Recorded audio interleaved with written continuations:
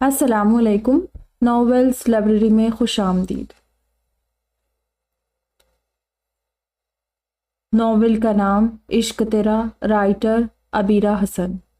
مہروزہ کو عادی نے جھٹکے سے اندر کھینچا تھا۔ اینجل، اتنی بے وفائی؟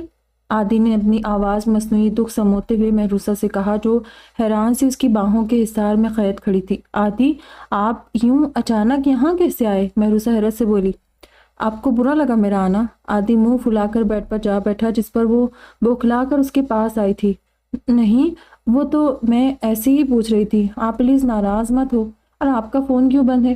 میں کال کر رہی تھی، مہروزہ اس کے سامنے بیٹھتی ہوئی بولی۔ یہاں اس وقت آنے کا آئیڈیا فہیم، حالب اور رکیم کا تھا، اور مجھے آپ کی یاد ان کا ساتھ دینے پر مجبور کر گئی۔ انہیں لگتا تھا کہ اس وقت بنا ڈسٹربنس کے آپ سب کے ساتھ ٹائم سپینڈ کرنے کا موقع بہت آرام سے ملے گا۔ عادی نے مہروزہ کے سر پر پیار کرتے ہوئے بتایا۔ اور آپ کا فون؟ مہروزہ نے اسے دیکھ کر جھجکتے ہوئے پوچھا تھا، جو اب آرام سے اپنی ویسٹ کوٹ اتار کر سونے کے لیے تکیے برابر کر کے لیٹ رہا تھا۔ پھر اس نے ہاتھ بڑھا کر مہروزہ کو اپنے پاس کھینچ لیا۔ میں نے اپنا فون بند کر دیا ہے تاکہ کوئی ہم دونوں کو ڈسٹرب نہ کرے۔ وہ اس کے بالوں کو کھولتا ہوا بولا تھا، جو اس وقت جوڑے کی شکل میں لپٹے تھے۔ مگر صبح مما پاپا سے کیا کہیں گے؟ اور آپ لوگ اب بھی چوری چھپے آئے ہیں نا؟ مہروزہ نے خود میں گم ہوتے عادی کو پیچھے کر کے منمناتے ہوئے کہا، جو اس کی گردن چومتا ہوا سر اٹھا کر مسکرایا تھا۔ حالب لے کر آیا ہے، وہ پچھلی بار آپ کے گھر کا خفیہ راستہ دیکھ گیا تھا، بس زیادہ کچھ نہیں کرنا پڑا۔ آپ کا چوکیدار تو ہمیں جانتا ہے نا، اس نے گیٹ کھول دیا اور ہم پچھلی سیڑھیوں سے اوپر آ گئے۔ اب آپ مجھے رومانس کرنے دے گی یا یوں ہی سوال پوچھتے ہوئے پوری رات گزار دے گی؟ عادی نے جھنجلا کر کہا۔ مگر صبح مما پاپا؟ مہروزہ کی بات پوری ہونے سے پہلے ہی عادی نے اس کے لبوں پر ہاتھ رکھا تھا، ساتھ ہی لائٹ آف کر دی تھی۔ رکیم اور فہیم دبے پیروں صنم کے روم میں آئے تھے۔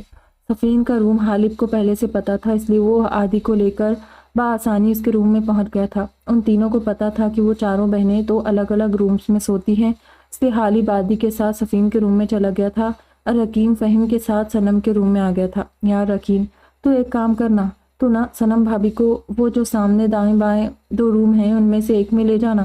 عائشہ تو کبھی میری ساتھ نہیں جائے گی، بہت ڈیٹ ہے یہ، مگر صنم بھابی شریف ہے تو وہ آرام سے مان جائے گی۔ فہیم نے سامنے بنے دو رومز کی طرف اشارہ کیا جس پر رکیم اس بات میں سریلاتا ہوا نیم اندھیرے کمرے میں بیڈ کی طرف پڑا تھا، جہاں صنم کے ساتھ عائشہ محو خواب تھی۔ دونوں گہری نیند سو رہی تھی اور ایک طرف سکڑ سمٹ کر سوئی ہوئی عائشہ کا انداز بتا رہا تھا کہ نیند میں ہے، کنفو قطعی نہیں کرتی۔ اس نے سچ مچ فہم کو جان بوجھ کر پیٹا تھا، جبکہ رکیم نے بھی میٹھی نیند سوئی صنم کو محبت پاش نظروں سے دیکھا تھا۔ چل بیٹا، اب تو آرام سے بھابھی کو اٹھا جا، میں ذرا اپنی شیرنی کو تھوڑا سا چھیڑ لوں۔ فہیم نے رکیم کے کان میں سرگوشی کی تھی، جو اس بات میں سرلاتا ہوا آگے بڑھا اور جھک کر صنم کو اپنے بازو میں اٹھا لیا، اور بقول صفین کے کوئی عائشہ کے پاس سے گزر بھی جائے تو بھی اس کی نیند کھل جاتی ہے، اور اس وقت یہی ہوا۔ رکیم صنم کو اٹھا کر ابھی کچھ قدم ہی آگے بڑھا تھا کہ عائشہ نے پرس سے آنکھیں کھولی اور اس کی نظر نیم اندھیرے کمرے میں اپنے سائڈ پر کھڑے فہیم پر پڑی، جو عائشہ کی طرف پیٹ کے رکیم کو دیکھ رہا تھا، جو صنم کو اٹھائے باہر نکل رہا تھا۔ تبھی عائشہ نے تیزی سے بلینکٹ اتارتے ہوئے ایک زوردار لات فہیم کی کمر پر ماری تھی اور وہ اس اچانک حملے پر منہ کے بل فرش پر گرا۔ چور! تیری اتنی ہمت! چوری کرتا ہے، چوری کرے گا میرے گھر میں؟ عائشہ الٹے پڑے فہیم کی پیٹھ پر لاتے مارتی بولی، جو پیٹھ پر پڑنے والی مسلسل ضربوں پر بلبلاتا ہوا پھرتی سے پلٹا اور اس نے عائشہ کی ٹانگ پکڑ کر اسے اپنی طرف کھینچ کر خود پر گرا لیا تھا۔ عائشہ میری جان، میں ہوں آپ کا شوہر، سرتاج، نصف بہتر، شریک سفر فہیم، جسے آپ کل سے مسلسل پیٹ رہی ہے۔ ہسبینڈ اینڈ وائف شادی کے بعد ایک دوسرے کو پیار دیتے ہیں، لیکن آپ شادی کے دن سے مجھے مار دے رہی ہے۔ کیوں؟ کوئی منت مان رکھی ہے آپ نے مجھے کوٹنے کی؟ میری مما جان کو پتہ چل گیا تو وہ تو صدمے سے بے ہوش ہو جائے گی کہ ان کا بیٹا اپنی بیوی سے روز پٹائی کھا رہا ہے۔ فہیم عائشہ کے گرد دونوں بازوؤں کا گھیرا بنائے بول رہا تھا، جو حیرت سے منہ کھولے اس کی باتیں سن رہی تھی۔ فہیم کے چپ ہوتے ہی وہ تیزی سے اس کے ہاتھ خود سے ہٹاتی سیدھی ہوئی۔ تم؟ وہ بھی اس وقت؟ کیوں آئے ہو تم یہاں؟ اور وہ بھی اس طرح؟ میں سمجھی چور گھر میں گھس آیا ہے۔ عائشہ نے آگے بڑھ کر لائٹ جلائی تھی اور فہیم نے اتنی ہی تیزی سے جا کر گیٹ لاک کیا تھا۔ آپ کی مار بہت یاد آ رہی تھی، اسی لیے پٹنے چلا آیا پھر سے، فہیم منہ بناتا ہوا بولا، جس پر عائشہ نے بڑی مشکل سے اپنی ہنسی روکی تھی۔ اب ایسی حرکتیں کرو گے تو مار تو پڑے گی، اور صنم کہاں ہے؟ عائشہ نے صنم کی جگہ خالی دیکھ کر فہیم سے پوچھا۔ وہی ہے جہاں انہیں ہونا چاہیے۔ رکیم لے گئے انہیں اپنے ساتھ۔ فہیم سارے دانتوں کی نمائش کرتا ہوا بولا۔ مطلب کہاں لے گئے وہ اسے؟ عائشہ فہیم کو گھورتے ہوئے بولی۔ عائشہ میری جان، وہ بیوی ہے اس کی، جہاں دل چاہے لے جائے، اور آپ انہیں چھوڑے۔ یہ بتائے کہ آپ نے کل وہ سب کیوں کیا تھا؟ مجھ سے الگ سونے کے لیے ہے نا؟ فہیم عائشہ کے سامنے آ کر اس کی آنکھوں میں دیکھ کر بولا۔ کیا سب؟ میں نے کیا کیا؟ عائشہ نظریں چراتی بولی۔ آپ نے سوتے ہوئے جان بوجھ کر مجھے مارا تھا نا کل، وہ بھی اس لیے کہ میں گھبرا کر اپنی یا آپ کی جگہ چینج کر لوں اور آپ مجھ سے الگ ہو سکے۔ فہیم نے عائشہ کے دونوں ہاتھ پکڑ لیے تھے۔ بلیو می عائشہ، میں محافظ ہوں، لٹیرا نہیں۔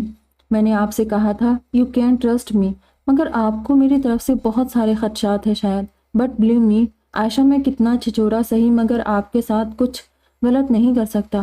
کل پوری رات میں نے آپ کو دیکھ کر گزاری اور آج آپ کو بہت مس کر رہا تھا، اس لیے اس وقت آپ سے ملنے چلا آیا، اور آپ نے کل کی طرح آج بھی مجھے مارا۔ آپ کو پتہ ہے میری ماما جان کہتی ہے جنتی عورتوں کی کچھ نشانیاں ہوتی ہیں، جن میں سب سے اہم ایک نشانی شوہر کی فرمانبرداری بھی ہے۔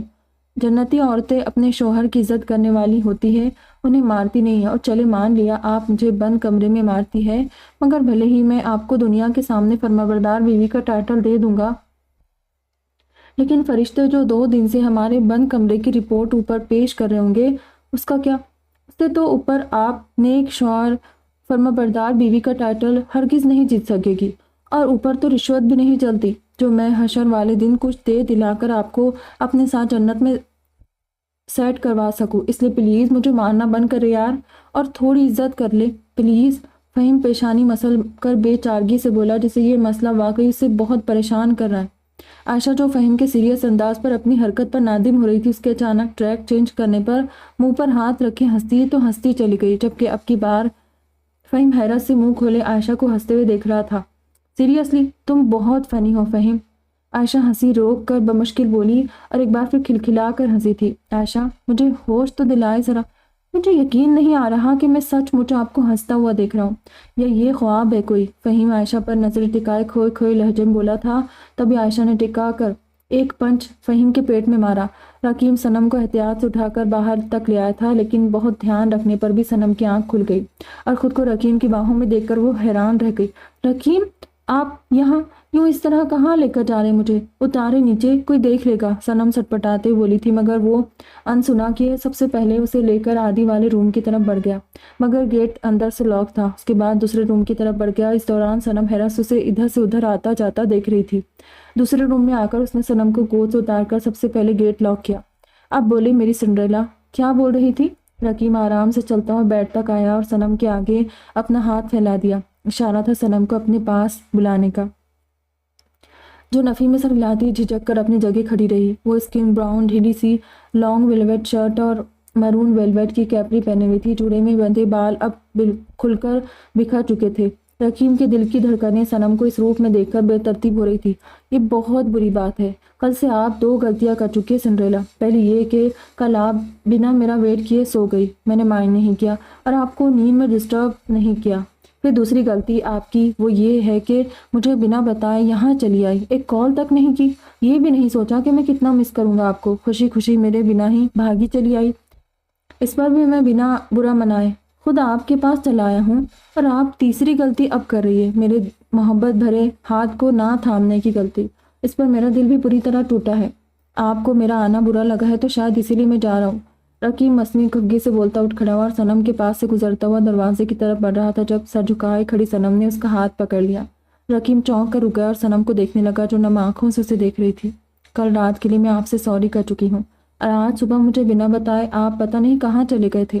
میں نے کتنا ویٹ کیا آپ کا، میرے پاس آپ کا نمبر بھی نہیں تھا، کسی سے فون لے کر آپ کو کال کرتے بھی شرم آ رہی تھی کہ سب کیا سوچیں گے۔ روحان نے صبح آتے ہوئے آپ کا نمبر سفین کے سیل میں سیو کیا تھا، اگر آپ نے صبح سے مجھے کال نہیں کی، اسی لیے میں نے سفین سے نمبر لے کر آپ کو ڈسٹرب نہیں کیا، اور آپ نے مجھے بالکل یاد نہیں کیا، ورنہ گھر پر کال کر کے بھی میری خیریت پوچھ سکتے تھے۔ ناراض مجھے ہونا چاہیے آپ سے، آپ مجھ سے ناراض نہیں ہو سکتے، سمجھے؟ اگر مجھ سے ناراض ہوئے تو میں بھی کل ماما پاپا کے ساتھ کینیڈا چلی جاؤں گی واپس۔ مدھم سی آواز بولتی ہوئی صنم کی دھمکی بھی کتنی معصوم تھی۔ اس کی بڑی بڑی ہرنی جیسی آنکھوں سے بے آواز آنسو بہ رہے تھے۔ رقیب نے مسکراتے ہوئے آگے بڑھ کر اس کی آنکھوں کو چوما اور اسے پہلے کی طرح باہوں میں اٹھائے بیڈ پر لے آیا۔ پھر اسے احتیاط سے بیڈ پر لٹاتے ہوئے وہ اس کے پاس ہی لیٹ گیا۔ کینیڈا چلی جائے گی مجھے چھوڑ کر؟ تو پھر رہے گی کیسے میرے بنا وہاں؟ رقیب نے کروٹ لے کر اپنا سر کونی پر ٹکا لیا اور صنم کا رخ اپنی طرف موڑ لیا۔ ویسے ہی رہوں گی جیسے پہلے رہتی تھی۔ وہ اپنی جھکی نم پلکیں اٹھا کر رقیب کو دیکھنے لگی۔ لہجے میں ناراضگی ہنوز قائم تھی۔ اچھا تو مجھے بالکل مس نہیں کرے گی؟ رقیب نے جھک کر اس کی پیشانی کو چوما تھا۔ نہیں بالکل نہیں، وہ ابھی خفگی سے بولی۔ اچھا اب بھی نہیں؟ رقیب نے اس کی ناک کو چوما۔ کہا نا بالکل بھی نہیں کروں گی۔ صنم نے کروٹ لینی چاہی جب رقیب نے اس کا بازو پکڑ کر اس کی کوشش کو ناکام بنا دیا۔ اچھا تو کیا اب بھی نہیں؟ اب کی بار اس نے صنم کے ہونٹوں کو چوما۔ صنم نے اسے پیچھے دھکا دیا اور خود اٹھ کر بیٹھ گئی، جبکہ رقیب بھی مسکراتا ہوا اٹھ بیٹھا۔ کہہ کیوں نہیں دیتی وہ سب جو آپ کی آنکھیں کہہ رہی ہے صنم؟ رقیب نے اسے دوبارہ اپنے ساتھ لگا کر لٹایا اور اس پر جھکتے ہوئے اپنا بازو اس کے گرد پھیلا لیا۔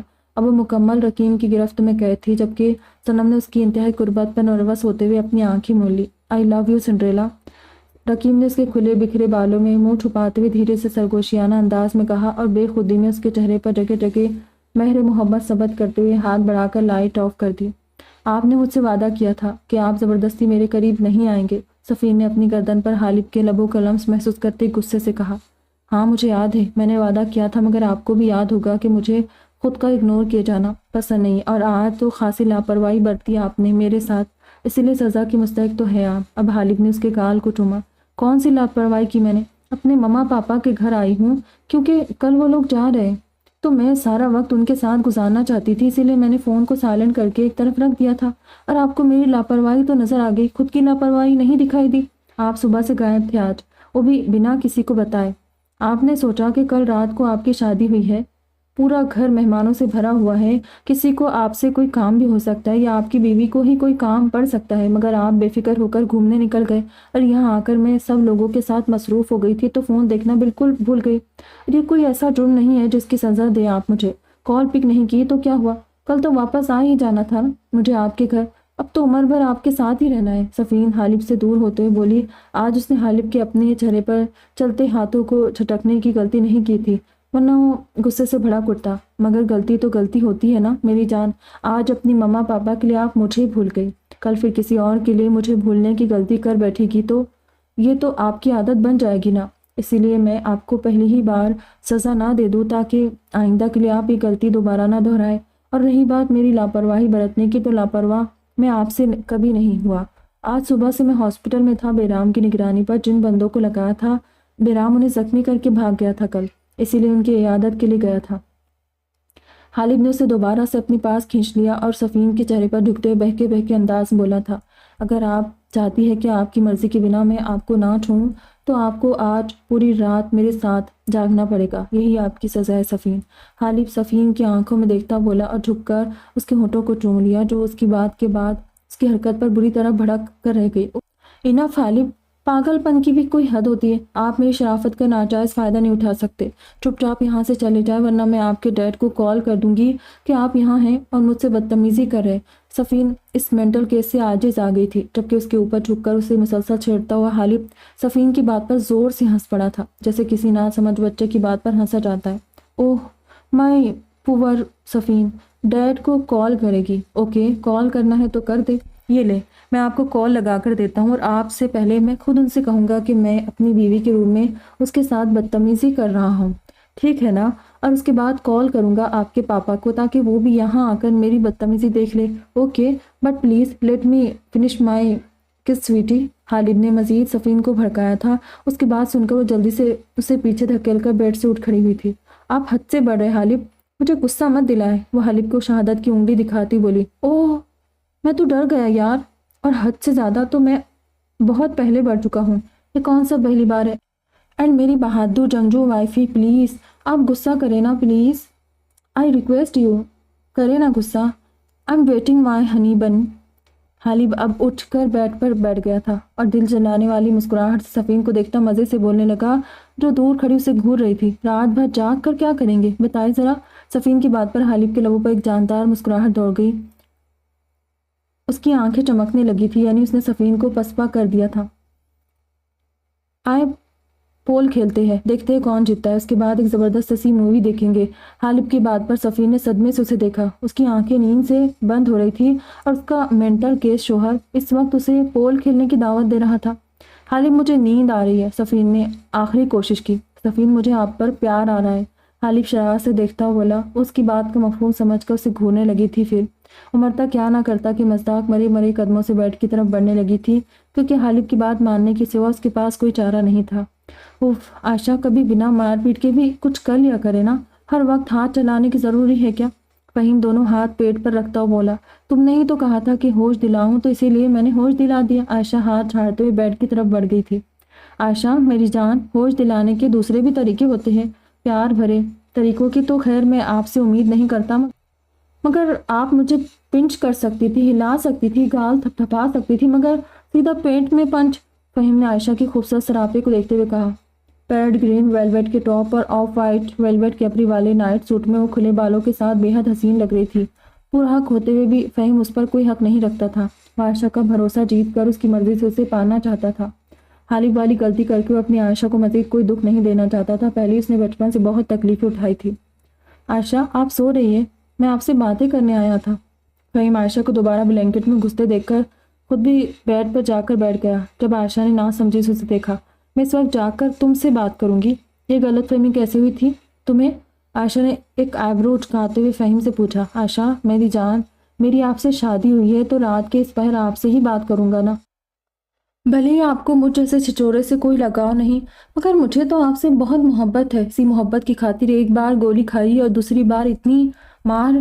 فہیم عائشہ کے برابر لیٹتے ہوئے کونی پر سر رکھے بولا تھا۔ مسٹر فہیم درانی، گولی کھائی تھی آپ نے اپنی چھچوری حرکتوں پر، اور مار کھائی تھی مجھ سے پنگا لینے پر، شاید تم بھول گئے ہو۔ عائشہ نے فہیم کو یاد دلایا تھا۔ آئی ایکسپٹ اٹ میری جان، مگر وہ کیا ہے نا کہ مجھے تمیز ہی نہیں ہے اس بات کی کہ جس سے محبت کی جاتی ہے اس کے سامنے خود کو کیسے پیش کرنا ہے۔ مجھے آپ کو دیکھتے ہی آپ پر اتنا پیار آتا ہے کہ میں کچھ نہ کچھ اوٹ پٹانگ کر جاتا ہوں۔ آپ کو یاد ہے جب آپ ہمارا اپارٹمنٹ آئی تھی، میں خوشی سے بوکھلا کر کتنی عجیب حرکتیں کر رہا تھا اور فہیم مگن سا بول رہا تھا، تبھی عائشہ نے اسے ٹوکا۔ تمہیں دورہ پڑا تھا اور مہینے میں کئی بار تمہیں جھٹکے لگتے رہتے ہیں، عائشہ سکون سے بولی۔ اس کی بات سن کر فہیم زور سے اچھل پڑا۔ کیا بات کر رہی ہیں آپ؟ کون سا دورہ؟ کیسا دورہ؟ فہیم کا منہ حیرت سے کھل گیا۔ مجھے عادل بھائی، رکیم بھائی نے بتایا تھا کہ تمہیں دورے پڑتے ہیں۔ عائشہ نے فہیم کے پیروں پر بھی بلینکٹ ڈالا جو سردی میں ایسے ہی بیڈ پر لیٹا دلی دل میں عادی اور رکیم کو ان کے کمینے پن پر خطرناک قسم کی گالیوں سے نواز رہا تھا۔ عائشہ مجھے کوئی دورے نہیں پڑتے، وہ کمینے جھوٹ بول رہے تھے، میں آپ کو دیکھ کر خوشی سے بے قابو ہو جاتا تھا اور آپ نے بھی یقین کر لیا کہ مجھے دورے پڑے۔ فہیم نے تعصب سے سر ہلاتے ہوئے عائشہ سے پوچھا، جس کے لبوں پر فہیم کی حیران صورت دیکھ کر دبی دبی مسکراہٹ آئی تھی۔ ہاں بالکل کر لیا تھا، تمہاری حرکتیں ایسی تھی، ایسا لگتا تھا کہ تم مینٹلی ریٹارڈڈ ہو۔ عائشہ نے اس کی پیشانی انگلی سے بجائی تھی۔ عائشہ میری جان، کیا میں واقعی اتنا عجیب بیہیو کرتا تھا؟ فہیم نے صدمے سے پوچھا تھا۔ عجیب و غریب کرتے تھے، یاد ہے اس دن جنگل میں؟ اب عائشہ بھی پرجوش سی اٹھ کر بیٹھی، فہیم کو اس کی عجیب و غریب حرکتیں گنوا رہی تھی، جس پر فہیم کی وضاحتیں بھی ساتھ ساتھ چل رہی تھی، اور پھر ان دونوں کو پتہ ہی نہیں چلا کہ ایک دوسرے کے ساتھ باتوں میں لگے کتنا وقت گزر گیا، اور یہاں تک کہ رات کا آخری پہر گزرنے کے بعد فجر کی اذان کی صدا بلند ہوئی تھی، جس پر عائشہ اور فہیم بری طرح چونکے تھے۔ صبح 5 بجے نہ چاہتے بھی واپس اپنے گھروں پر جانے کو اٹھ کھڑے ہوئے۔ انہیں مراد ولا کے باہر چھوڑنے ان کی بیویاں بھی ان کے ساتھ آئی تھی۔ عائشہ فجر کی اذان سنتے ہی فہیم کو باعزت طریقے سے دروازہ دکھا چکی تھی، جس نے حالب کے ساتھ باقی دونوں کمینوں کو بھی کال کر کے باہر بلایا، جو ہنستے مسکراتے ہوئے اپنی شرمائی لجائی سی بیویوں کے ساتھ مراد ولا کے گیٹ پر چلے آئے تھے، جبکہ فہیم خود بھی عائشہ کے ساتھ گھر کے مین گیٹ پر کھڑا تھا۔ حالب بھی بزید صفین کو اپنے ساتھ ہی باہر گھسیٹ لایا تھا، جو اس وقت نیند میں بری طرح جھوم رہی تھی۔ عادی اور حکیم اپنی اپنی بیویوں کو بائے بائے کرتے جیسے ہی فہیم کے پاس آ کر کھڑے ہوئے، فہیم نے انہیں گھور کر دیکھا، ساتھ ہی اپنے بازو اور کوہنیوں کے بیچ ان دونوں کی گردنیں دبوچ لی تھی۔ چلے کمینوں، گھر پہنچ کر ذرا کچھ حساب کتاب کرنے ہیں تم دونوں سے مجھے۔ فہیم رکیم اور عادی کی گردن دباتے ہوئے باہر کی طرف بڑھ گیا، جبکہ اس کے انداز پر عائشہ زور سے ہنسی تھی اور حالب بھی صفین کو دیکھتا ہوا مسکرایا تھا۔ اب آپ سو سکتی ہے مائی ڈیئر وائفی۔ حالب صفین کے کان میں سرگوشی کرتا باہر کی طرف بڑھ گیا، جبکہ صفین اس کی پشت کو گھورتی رہ گئی۔ پھر نیند میں ڈوبی جھومتی ہوئی صفین مڑ کر اندر کی طرف چل دی اور اس کے پیچھے وہ تینوں بھی مسکراتی ہوئی اندر بڑھ گئی تھی۔ آج ان چاروں کا مشترکہ ولیمہ تھا۔ صبح مراد ہاؤس سے واپسی پر وہ چاروں جو سوئے پڑے تھے تو شام 4 بجے تک بھی نہیں اٹھے تھے۔ دن کے 11 بجے زینب، رائحہ، فاطمہ کے ساتھ مہوش بھی دل پر پتھر رکھ کر مراد ہاؤس مہروزہ کو لینے پہنچ گئی تھی۔ وجہ تھی کل آدھی رات زاویار شاہ اور زینب کے ننیال والوں کی سعودی سے آمد۔ وہ لوگ اسپیشلی زاویار اور زینب کے بچوں کا ولیمہ اٹینڈ کرنے آئے تھے۔ مہمانوں کی آمد سے وہ چاروں انجان تھے، کیونکہ رات بھر وہ گھر سے باہر تھے اور جب وہ گھر پہنچے تھے تب تک مہمان سونے جا چکے تھے۔ مہمانوں کو شاہ ہاؤس میں ہی ٹھہرایا گیا تھا۔ خالہ چاروں بیٹیوں کی ساسوں کو اپنے گھر میں صبح صبح دیکھ کر ان کی خاطرداری میں لگ گئی اور جلدی سے جا کر بیٹیوں کو اٹھایا تھا۔ وہ چاروں بہنیں کچی نیند میں ہڑبڑا کر اٹھی تھی اور جھومتی ہوئی واش رومز میں گھس گئی۔ پھر نہانے کے بعد جھنلاتے ہوئے تیار ہو کر اپنی اپنی ساسوں کے ساتھ ناشتہ کر کے سسرال چلی آئی، اور ان کے ستارے آج واقعی گردش میں تھے کہ گھر آتے ہی زاویار صاحب کا شاہ ہاؤس سے بلاوا آ گیا تھا کہ مہمانوں کو دلہنوں سے ملنا ہے، اس لیے سب لوگ شاہ ہاؤس آ جائے۔ اور وہ چاروں جو گھر سے یہ سوچ کر چلی تھی کہ شام تک آرام کریں گی، مگر اس وقت بے بسی سے ایک دوسرے کو دیکھ کر رہ گئی۔ اور پھر شاہ ہاؤس میں مہمان عورتوں کے نرگے میں پھنس کر بیٹھے وہ بری طرح پیٹ و تاب کھا رہی تھی۔ غصہ اس بات پر بھی زیادہ تھا کہ ان چاروں کے شوہر صاحبان کی وجہ سے ان کی رات اور اب پورا دن برباد ہو چکا تھا، جبکہ وہ چاروں خود بڑے مزے سے سو رہے تھے اور اس بات نے ان چاروں بہنوں کو برہم کر کے رکھ دیا تھا۔ مہمانوں کے ساتھ بات چیت کے دوران ہی لنچ ٹائم بھی ہو گیا اور لنچ کے بعد وہ غصے میں اپنے گھر جانے کے بجائے شاہ ہاؤس میں ہی رک گئی تھی، جہاں شام کو عنایا، حور، عائشہ اور مہنور وغیرہ اپنی ساسوں کے ساتھ شاہ ہاؤس ان کے کپڑے وغیرہ لیے چلی آئی، اور یوں وہ اپنی اپنی جیٹھانیوں اور نندوں کے ساتھ شاہ ہاؤس سے ہی پارلر روانہ ہو گئی تھی۔ اور اب چاروں والد صاحبان اپنے بیٹوں پر بری طرح بھڑک اٹھے تھے۔ کیا بھنگ پی کر سو رہے ہیں؟ یہ کون سا طریقہ ہے؟ کیا رات بھر چاروں پکوڑے تل رہے تھے بیٹھ کر؟ آج ولیمے کا فنکشن ہے، نواب کی اولاد ابھی تک پڑے سو رہے، اٹھائے جا کر انہیں، ورنہ پھر میں اپنے طریقے سے چاروں کو اٹھاؤں گا تو یقیناً آپ لوگوں کو پسند آئے گا، نہ آپ کے بیٹوں کو۔ فرمان صاحب زینب، رائحہ، فاطمہ سے بولے تھے، جبکہ مہوش ایک کونے میں کھڑی فون پر بات کر رہی تھی۔ فرمان صاحب، زاویار صاحب، شہریار افندی اور ریحان شاہ ابھی ہوٹل سے ڈیکوریشن اور کیٹرنگ وغیرہ کا انتظام دیکھ کر سیدھے شاہ ہاؤس آئے تھے، اور فہیم، حالب، رکیم آدی کے اب تک سونے کا سن کر وہ چاروں بری طرح بھڑک اٹھے تھے، اور زینب کے ساتھ رائحہ، فاطمہ بوکھلا کر اپنے اپنے گھروں کو بھاگی تھی۔ مہوش جا کر اٹھائے، بہن سے بات بعد میں بھی ہو سکتی ہے۔ مہوش کو ابھی فون پر مصروف دیکھ کر شہریار صاحب بھڑک کر بولے تھے۔ اوف، بہن سے بات نہیں کر رہی تھی شیری، عنایا کی کال آئی تھی، آپ کی بہو پارلر گئی ہے ابھی، تو اسے آتے ہوئے وقت لگ جائے گا، یہی بتانے کو عنایا نے کال کیا تھا۔ وہ سن رہی تھی اور ان سے کہہ رہی تھی کہ جلدی آنے کی کوشش کرے، اور میں نے فہد اور ہادی کو کہا تھا آدی کو اٹھانے کے لیے، دیکھتی ہوں جا کر کے اٹھایا کہ نہیں۔ مہوش خفگی سے بولتی ہوئی گھر چلی گئی۔ مجھے لگتا ہے کہ چاروں گھر پر نہیں تھے رات کو، کیونکہ میں صبح فجر کے بعد جب جاگنگ پر جانے کے لیے اٹھا تھا تو ان کی گاڑی اس وقت مین گیٹ سے اندر داخل ہو رہی تھی۔ روحان جو کچھ دیر پہلے ہاسپٹل سے گھر پہنچا تھا اور ہاشم کے ساتھ بالکل ابھی شاہ ہاؤس آیا تھا، اس نے چاروں والد صاحبان کو ان چاروں کے دیر تک سونے کا اصل جواز بتایا تھا، جس پر ریحان شاہ، زاویار شاہ، شہریار صاحب اور فرمان صاحب چونک گئے تھے۔ کہاں گئے تھے لوگ؟ ریحان شاہ نے روحان سے پوچھا۔ مجھے کیا پتا، آپ اپنے بیٹے سے پوچھے، مجھے لگتا ہے چاروں آج اپنا ولیمہ بھی سوتے سوتے اٹینڈ کریں گے۔ روحان لبوں پر مسکراہٹ سجاتے ہوئے بولا تھا۔ اور کہاں جانا ہے یار، گئے ہوں گے بیویوں سے ملنے، آخر کو زن مریدی میں اپنے اباؤں پر پڑے ہیں۔ ہاشم اپنے بیٹے کی کرکٹ بال ہوا میں اچھالتا ہوا غلط وقت پر غلط بات بول پڑا۔ چاروں حضرات جو پہلے ہی بیٹوں پر بھڑکے ہوئے تھے ہاشم کی فضول گوئی پر، اب ان کا غصہ اس کی طرف ٹرانسفر ہو گیا تھا۔ روحان پتر، گیٹ تو بند کر ذرا۔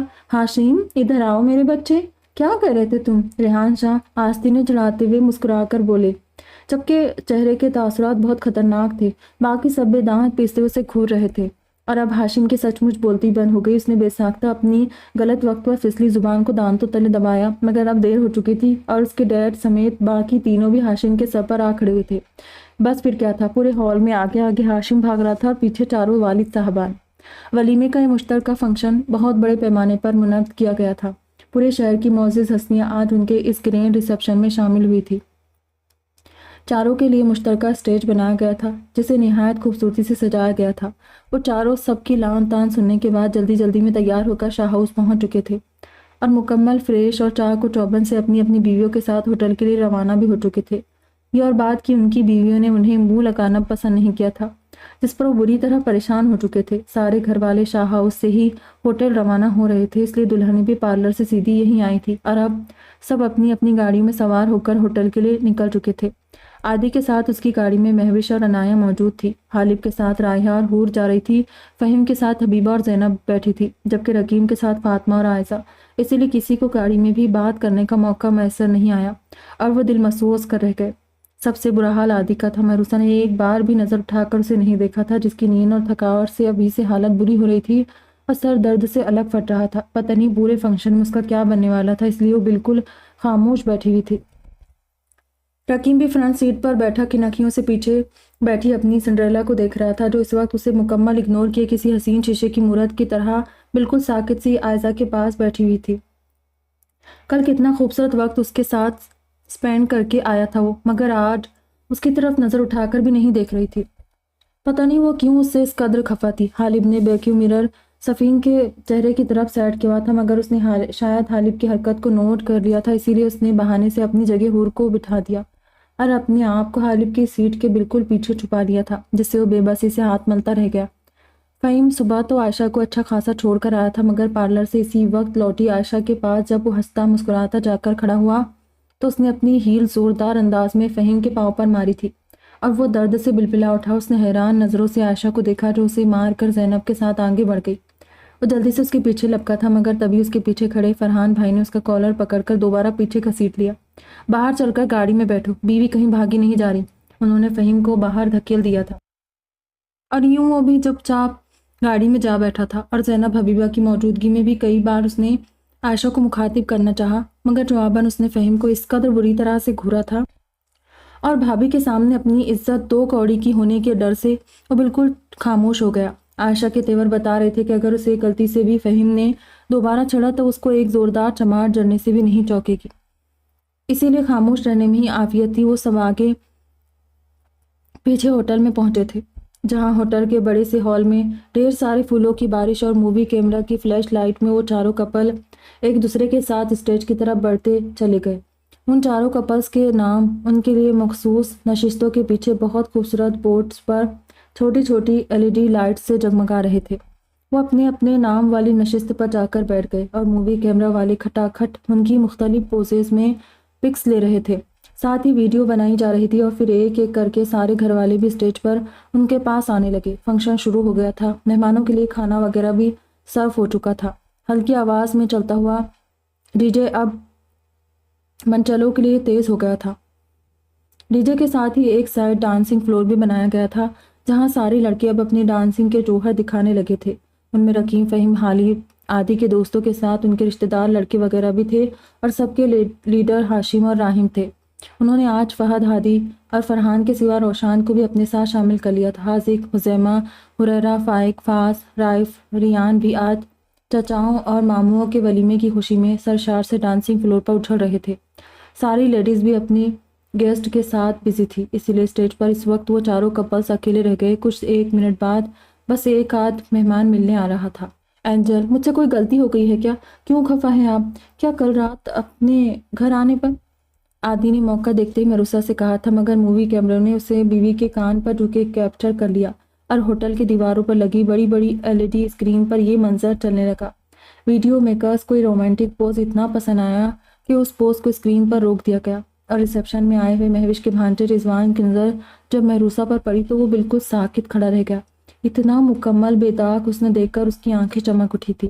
یہی حال اس کے اوباش دوستوں کا بھی تھا۔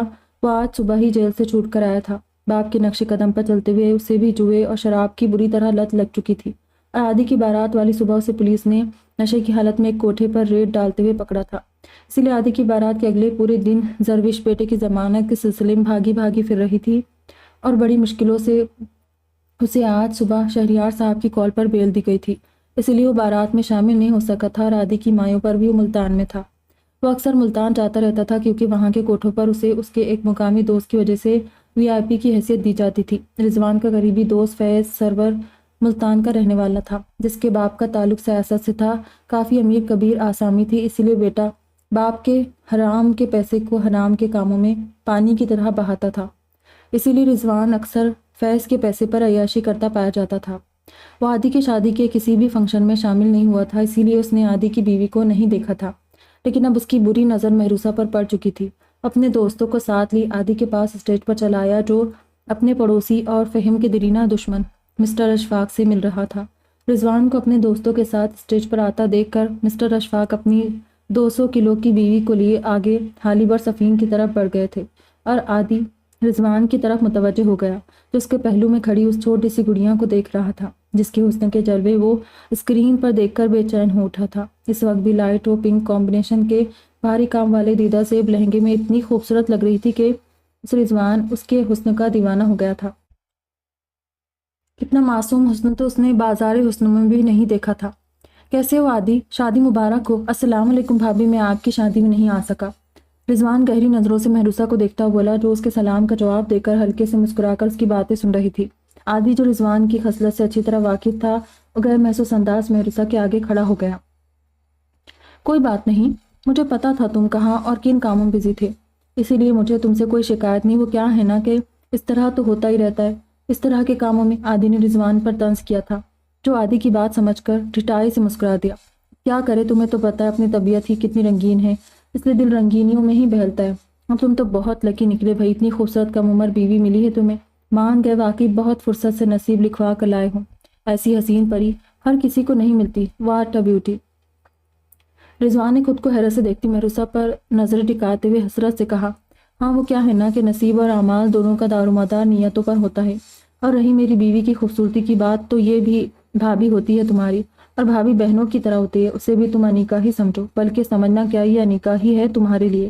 اچھا ہے نا، میری بیوی کا بھی ایک بھائی ہے، اب تم بھی آ گئے تو اس کے دو بھائی ہو جائیں گے، اور میرے دو سالے، دوہری رشتہ داری ہو جائے گی تم سے، ہے نا؟ Excuse me. عادی نے رضوان کو منہ توڑ جواب دے کر مہروسہ کو لے کر غالب لوگوں کی طرف بڑھ گیا، جبکہ پیچھے کھڑا رضوان بری طرح پیچوتاب کھا کر رہ گیا۔ عائشہ، میری جان، کس بات پر خفا ہے آپ؟ میں نے کون سی گستاخی کر دی اب جو آپ نے اتنی زور سے ہیل مار کر میرے پیر کا کچومر بنا دیا؟ فہم نے موقع ملتے ہی عائشہ سے پوچھا تھا، جو اس وقت پھر سے دوبارہ غصے میں اسے گھورنے لگی تھی۔ تمہاری چھچوری حرکتیں مجھے اس طرح غصہ دلاتی ہے، تم نے کل میری پوری رات اپنی فضول باتوں برباد کر دی اور خود یہاں آ کر سو گئے، پھر صبح ہی تمہاری ماما جان لینے آ گئی، سونا بھی نصیب نہیں ہوا مجھے، آنکھیں نیند سے بند ہو رہی ہے، سر درد سے پھٹ رہا ہے، اس لیے بہتر ہوگا کہ کم سے کم بکواس کرو، ورنہ ایک پنچ پیٹ میں مارا تھا، دوسرا منہ پر مار کر سارے دانت توڑ دوں گی تمہارے، اور تم اچھے نہیں لگو گے اپنے ولیمے والے دن سارے مہمانوں کے سامنے اسٹیج پر مجھ سے مار کھاتے ہوئے۔ عائشہ سامنے ویڈیو میکر کو دیکھتے ہوئے بظاہر مسکرا کر فہم کو دھمکا رہی تھی، اور فہم جانتا تھا کہ عائشہ ایسا کر سکتی ہے، اس لیے اپنی عزت اپنی ہاتھ کے مصداق وہ گڑبڑا کر سیدھا کھڑا ہو گیا تھا۔ سنم، میری کیوٹ سنڈریلا، کیا غلطی ہو گئی غلام سے؟ کیوں خفا ہے؟ کیا رات کو کچھ برا لگ گیا؟ میری کوئی بات یا کوئی حرکت اچھی نہیں لگی ہو تو بتا دے۔ رکیم نے پیچھو گولڈن لہنگے میں ڈھیر سارے زیورات پہنے دلہن بنی سنم کو دیکھا تھا، جو آج بارات والے دن سے بھی بڑھ کر حسین لگ رہی تھی۔ یہ شاید رکیم کی قربت کا احساس تھا۔ اس نے خاموش کھڑی سنم کا ہاتھ پکڑا تھا، تبھی انابیہ اور ہادی اشب کو لے اسٹیج پر چلے آئے۔ بھابھی، میرے سر میں بہت درد ہے، اس لیے کچھ اچھا نہیں لگ رہا، کیا آپ کے پاس کوئی پین کلر پڑی ہے؟ سنم نے رکیم کو ایک نظر دیکھتے اس کے سوال کا بھی جواب دے دیا اور اپنا مسئلہ بھی انابیہ کو بتا دیا۔ ہاں، میرے پرس میں پڑی ہے، مگر سر میں کیسے اچانک درد ہو گیا؟ اور کھانا تو کھا لو، خالی پیٹ کیسے دوائی لوگی؟ دن کو بھی تم نے کچھ نہیں کھایا، انابیہ فکر مندی سے بولی، اور رکیم سنم کی بات سن کر پریشان ہو گیا۔ نہیں بھابھی، کھانے کا بالکل دل نہیں کر رہا۔ سنم نے اپنا سر انگلیوں سے دبایا تھا۔ مگر خالی پیٹ کوئی میڈیسن کیسے لوگی؟ رکو، میں تم لوگوں کے کھانے کا انتظام کرواتی ہوں، کچھ ہلکا پھلکا سا لے کر میڈیسن لے لینا۔ انابیہ اشب کو ہادی کے حوالے کرتی جلدی سے اسٹیج سے اتر گئی، جبکہ ہادی سے بات کرتے رکیم کی تمام حسیات سنم کی طرف لگی ہوئی تھی، جو اشب کو لیے پیچھے پڑے صوفے پر جا کر بیٹھ گئی، جو اس سجی سنوری چاچی کو وفور شوق سے دیکھتی اس سے باتیں کرنے لگی تھی۔ کیا بات ہے، تم چاروں یہاں کیا جم کر کھڑے ہو؟ کھانا کھا لو۔ روشان کی آواز پر فہیم، عادی اور رکیم نے گردن گھما کر اسے دیکھا تھا۔ جی بھائی، آپ چلے، ہم آتے ہیں۔ رکیم کے بولنے پر روشان سر ہلاتا ہوا آگے بڑھ گیا، اور وہ چاروں دوبارہ سے سامنے بچھی لمبی سی ٹیبل کے پیچھے بیٹھی اپنی بیویوں کو دیکھنے لگے۔ آج کے دن انہیں بھی عام دلہا دلہن کی طرح اپنی بیویوں کے ساتھ کھانا کھانا تھا، مگر ان کا پورا خاندان اس وقت ٹیبل کے ارد گرد جمع تھا سوائے دلہوں کے، اور ساری بھابیاں اور بہنیں ان کی بیویوں کو دبوچے بیٹھی مختلف پوزز سے فی الحال سیلفیاں لے رہی تھی۔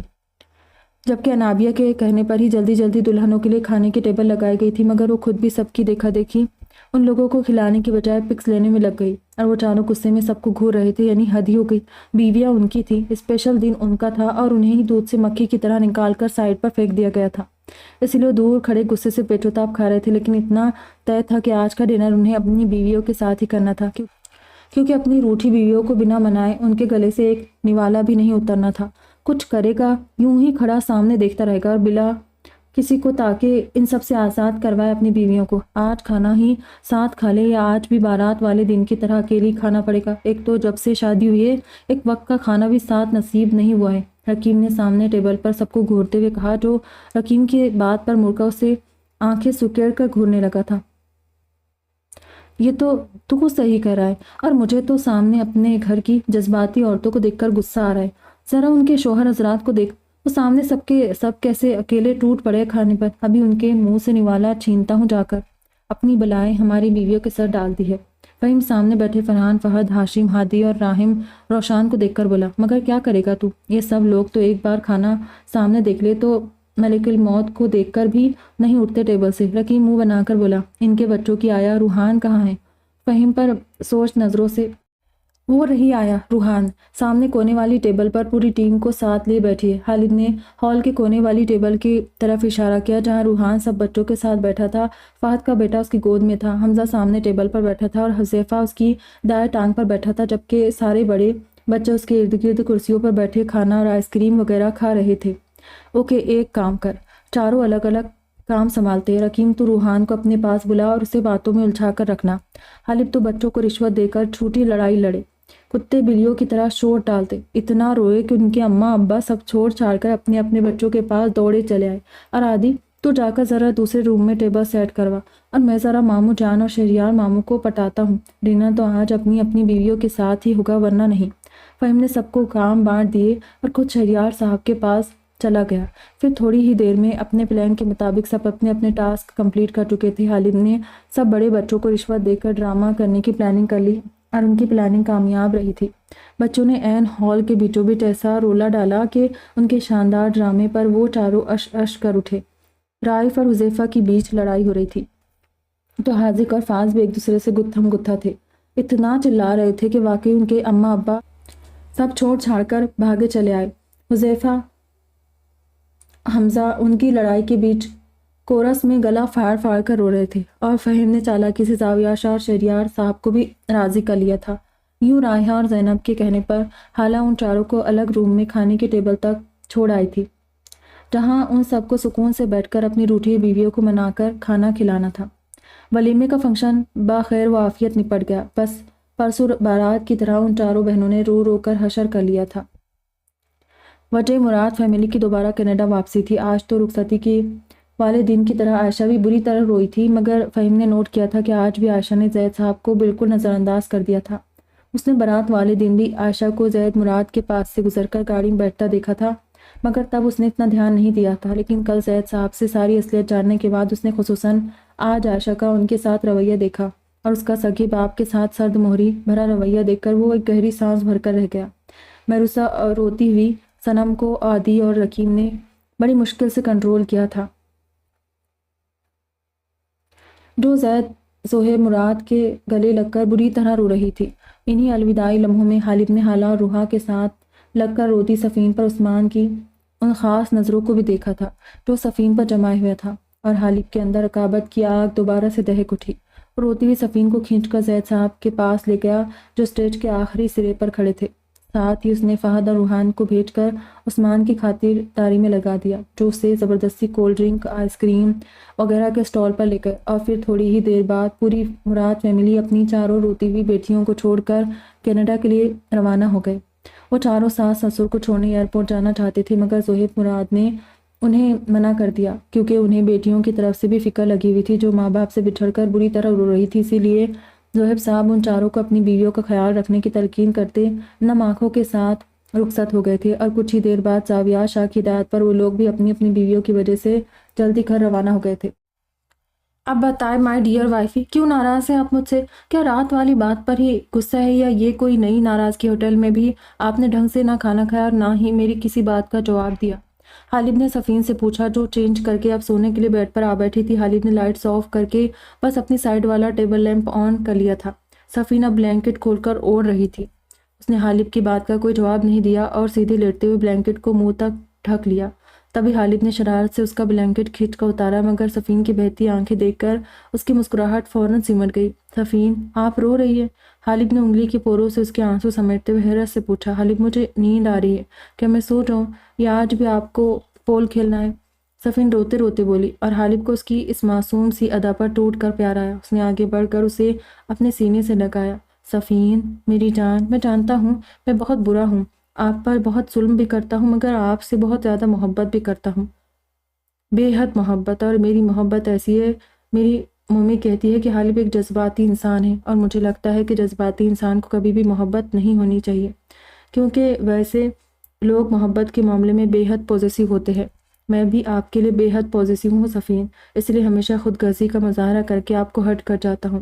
کل آپ نے جب میری کالز ریسیو نہیں کی تو مجھے لگا کہ آج آپ کے دل و دماغ میں ایک بار پھر میرا خیال نہیں آیا، اور اسی بات نے مجھے بے چین کر دیا، اور اسی لیے میں آپ کو پریشان کرنے آپ کے گھر پہنچ گیا۔ صفین کے بالوں میں ہاتھ چلاتے اسے اپنے رویے کی وضاحت دے رہا تھا، جو اس کے سینے سے لگی اب بھی رو رہی تھی۔ پتہ نہیں اسے کس بات پر اتنا رونا آ رہا تھا، ماما پاپا کے واپس جانے پر، یا اپنی خرابی طبیعت پر، یا حالب کی رات والی حرکت پر۔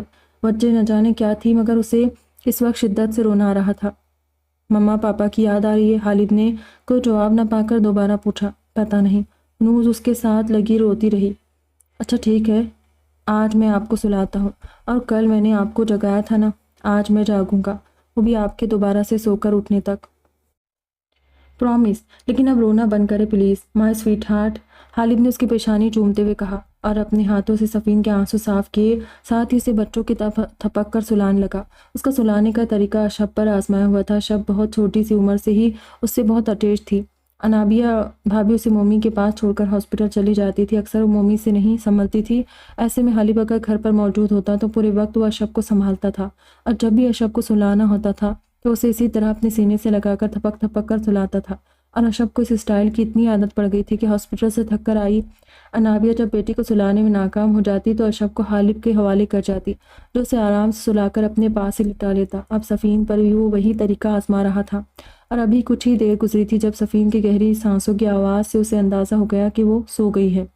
حالب نے آہستگی سے اسے خود سے الگ کرتے ہوئے اس پر بلینکٹ ٹھیک کیا، جھک کر اس کا گال چومتے ہوئے سائڈ ٹیبل پر پڑا اپنا فون اٹھا لیا۔ اب اسے صفین سے کیا وعدہ بھی تو پورا کرنا تھا نا، اسی لیے اس نے اپنے ڈراور سے اپنے کارڈ لیس ہیڈ فون نکال کر فون سے کنیکٹ کیے اور ایک ہالی ووڈ ایکشن مووی لگا لی، جسے دیکھتے ہوئے اس کے کم سے کم 2-2.5 گھنٹے تو گزر ہی جاتے۔ مووی پوری ہونے کے بعد سورج کی پہلی کرن کے نکلنے کے ساتھ ہی وہ چم جانے کا ارادہ رکھتا تھا۔ پورا راستہ رکیم صنم کو مناتا آیا تھا، جس نے نہ بولنے کی شاید قسم کھا لی تھی۔ وہ بس خاموش بیٹھی آنسو بہاتی رکیم کی برداشت کا امتحان لیتی آئی تھی، جو بے بسی سے اسے دیکھے جا رہا تھا، کیونکہ گاڑی میں اس وقت ڈیڈ کے بزرگ ڈرائیور بھی موجود تھے، جن کی وجہ سے کوئی پیش قدمی بھی نہیں کر سکتا تھا۔ اس لیے گھر آنے کے بعد بنا دیر کیے وہ صنم کا ہاتھ پکڑ کر سیدھا اپنے بیڈ روم میں چلایا اور صنم کو بیڈ پر بٹھاتے خود اس کے سامنے بیٹھ گیا۔ صنم، ادھر دیکھیں میری طرف اور مجھے بتائے کہ کیوں رو رہی ہے، ماما پاپا کی یاد آ رہی ہے کیا؟ رکیم نے صنم کے آنسو پوچھتے پوچھا، جب اس نے زور شور سے سر ہلایا اور اس کی بات کی تصدیق کر دی، جس پر رکیم نے ایک گہری سانس لے کر اسے اپنے ساتھ لگا لیا۔ سویٹی، ان کا جانا ضروری تھا، وہاں سنان کو ان کی ضرورت ہے نا، وہاں وہ اکیلا ہے، جبکہ آپ کے پاس یہاں اتنے سارے لوگ ہیں، ماما ہے، ڈیڈ ہے، بھابھی، بھائی، بچے، اور میں بھی تو ہوں نا۔ آپ کو اس گھر میں لمحہ بھر کے لیے بھی غیرت فیل نہیں ہوگی؟ ماما پاپا کو بیٹیاں بہت پسند ہیں، جانتی ہے میری اور روحان کی پیدائش کے وقت ان دونوں نے کتنی دعا کی تھی کہ ان کے یہاں بیٹی ہو، مگر پھر ہم دونوں پیدا ہوئے تو ایک دن ایسے ہی ماما ڈیڈ نے بڑے پاپا اور باقی سب لوگوں سے کہا کہ وہ ان کا بیٹی کا ارمان ادھورا رہ گیا، تو بڑے پاپا جھٹ سے بولے کہ یار 4 بیٹے ہو گئے تو کیا ہوا، اس میں مایوس ہونے والی کون سی بات ہے، بلکہ یہ تو باعث خوشی ہے کہ اللہ نے تمہیں اپنی نعمتوں سے نوازا ہے، بس ان کے جوان ہونے کا انتظار کرو، جب یہ شادیوں کے قابل ہوں گے تو ان کی بیویوں کی صورت 4 بیٹیاں بھی لے آنا، تمہارا ارمان بڑی آسانی سے پورا ہو جائے گا۔ اور پتہ ہے پھر کیا ہوا؟ اگلے ہی دن بڑے پاپا نے حور بھابھی کا ہاتھ ڈیڈ کے ہاتھ میں تھما دیا کہ لو اپنی بیٹی، یہ آج سے تمہاری ہوئی۔ اور شہریار چاچو بھی وہی موجود تھے، انہوں نے بھی ہنستے ہوئے عائزہ بھابھی کو ڈیڈ کی گود میں بٹھا دیا کہ یہ دوسری بھی تمہاری، آج سے تم दो बेटियों के बाप हो। आप यकीन करेंगी सनम कि उस दिन के बाद से डैड ने वाकई हुर भाभी और आयशा भाभी को अपनी ही औलाद समझना शुरू कर दिया। प्यार तो घर के बाकी सब बच्चों से भी करते थे, मगर इस वाक़े के बाद उन्होंने आयशा भाभी और हुर भाभी की पढ़ाई के खर्चे से लेकर उनकी पॉकेट मनी तक की जिम्मेदारी खुद ले ली। स्कूल की पेरेंट्स टीचर मीटिंग में भी खुद ही जाते, और मम्मा का ये हाल था कि जब वो शॉपिंग पर जाती थी तो दोनों बेटियों के लिए खुद से पहले शॉपिंग करती थी, और ये दोनों रहती भी यहीं हमारे घर में थी। फिर जब सब बच्चे बड़े हुए तो डैड ने हुर भाभी की और बड़े भाई की शादी फिक्स कर दी। भाभी ने इंटर ही किया था जब उनकी शादी भाई से हो गई, और बड़े भाई बस ग्रेजुएशन से फारिग हुए, और इसी तरह छोटे भाई की शादी हुई। यकीन करें मम्मा हुर भाभी और आयशा भाभी के बिना बिल्कुल नहीं रह सकती। उन दोनों के बिना अकेली पड़ जाती है। ये दोनों अपने मैके चले जाएं तो बुलाई फिरती है, इसीलिए बड़ी मामा हुर भाभी को जब भी बुलाती है मम्मा को भी बुलवा लेती है, और आयशा भाभी को तो छोटे भाई ने आज तक उनके मैके रुकने ही नहीं दिया। मुझे पूरा यकीन है कि ऐसी मोहब्बत मम्मा जान आपको भी देगी। और फिर आप जो आज अपनी मम्मा पापा के जाने पर रो रही हैं, एक वक्त आएगा जब यहाँ से मैके जाते हुए इसी तरह रोएगी। रकीम ने हल्के से अपनी पेशानी सनम की पेशानी से टकराई थी, जो अब रोना भूल कर रकीम की बात सुन रही थी, और बिलाखिर वो रोते रोते मुस्कुराती, जिस पर रकीम का बेचैन दिल पुरसुकून हो गया। उसने बातों में से लगाकर सनम को बहला ही लिया था। अब बंदे को बता भी दे कि क्यों नाराज थी आप, रकीम ने उसकी आंखों में देखते हुए पूछा। बस वो आपका इतनी देर सोना मुझे गुस्सा दिला गया। सनम ने आखिरी बिल्ली थैले से बाहर निकाल ही ली थी, जिस पर वो हैरान होता जोर से हंस पड़ा। ओह, तो ये बात थी, मुझे लगा न जाने क्या गलती हो गई मुझसे। अच्छा, आई एम सॉरी ना, घूरे तो मत। प्रॉमिस करता हूँ कि आज आपके बाद सोऊंगा और आपसे पहले जागूंगा। बस हैप्पी, अब तो आप इस खातिन के जज्बात का कुछ ख्याल करें ना। उतारे इन कील कांटों को और मेरी बाहों में चली आए। रकीम ने उसे गहरी नज़रों से देखते ही अपने पास किया था और खुद ही एक एक करके सनम के ज़ेवरात उतारने शुरू कर दिए। आपका रूनुमाई का गिफ्ट परसों आपकी नींद की नज़र हो गया था, कल आपके एब्सेंस की, और आज मेरी मोहब्बत की नज़र होने जा रहा है स्वीट हार्ट, इसलिए गिफ्ट सुबह मिलेगा। रकीम ने उसके सर से दुपट्टा हटाते टोटी की सुनत बंधे बाल खोले थे और उसकी गर्दन पर अपने लब रख दिए थे। आज सबने बहुत तारीफ़ की आपकी, अब मेरी बारी है। यकीन करे दिल से आपका कदरदान हूँ, और आज अपने स्टाइल में अपने तरीके से इस तरह सराहूंगा कि आप खुद पर नासा हो जाएगी मेरी क्यूट सिंड्रेला। रकीम ने उसके कानों में सरगोशी करते उसके कान की लो को चूमा, साथ ही उसके सुर्ख पड़ते कालों को सहलाया। यू आर ब्लशिंग सनम, सच में बहुत क्यूट लगती है ब्लश करती है। वो उसे अपने करीब लिटाते हुए बोला। मुझे आपसे शर्म आती है। सनम ने अपने दोनों हाथों से अपना जलता चेहरा ढक लिया। रियली आपको शर्म आती है, मगर मुझे शर्म बिल्कुल नहीं आती, और अब मैं मज़ीद बेशर्म होने वाला हूँ। Mrs रकीम Shah, I really love you. कहने के साथ ही रकीम ने उसके गिर्द अपनी बाहों का घेरा तंग करते हुए हाथ बढ़ाकर लाइट ऑफ करके पूरा रूम तारीक कर दिया था। आदि और महरूसा घर आ गए थे, मगर उनके पीछे पीछे अनिका भी सर दर्द का बहाना बनाकर रिजवान के साथ शहरियार मेंशन चली आई। रास्ते में भी महरूसा ने आदि से बात नहीं की थी, जबकि वो पूरे रास्ते उसे छेड़ता आया, मगर वो एक लफ्ज़ नहीं बोली थी उससे। और फिर घर पहुंचते अनिका उनके सर पर सवार हो गई और उसने महरूसा को अपने साथ बिजी कर लिया, जबकि आदि तासुब सर हिलाता चेंज करने जा चुका था, और रिजवान तो बहुत पहले आदि की कड़ी नज़रों से बचता बहन के ड्रामों से बेजार होकर नीचे वाले रूम में चला गया। अनिका ने महरूसा को अपना सर दबाने बिठा लिया। जरविश अभी तक वापस नहीं आई थी, इसलिए वो माँ की बजाय महरूसा से लाड उठवाने बैठ गई थी। उसने दर्द का इतना शोर डाला था कि महरूसा अपना दर्द और ख़राबी तबीयत भी भूल गई। उसे नहीं पता था कि घर में कोई पेन किलर मौजूद भी है कि नहीं, इसलिए उसके पास बैठी उसका सर दबाने लगी, मगर मुसलसल अनिका की हाय वाय सुनकर बुरी तरह बौखला रही थी, और जब कोई तरीका समझ नहीं आया तो वो अपने हुलिये की परवाह किए बिना उसका सर सोफे पर रखती किचन में पहुंच गई। उसने बहुत छानबीन के बाद कॉफ़ी का डब्बा ढूंढकर अनिका के लिए कॉफ़ी तैयार कर ली, क्योंकि सिवाय मेन गेट पर मौजूद चौकीदार के आज घर के सारे सर्वेंट भी होटल पहुंचे हुए थे और अब तक कोई वापस नहीं आया था। जब तक महरूसा कॉफ़ी लेकर बाहर पहुंची, आदि भी नहाकर चेंज कर चुका था।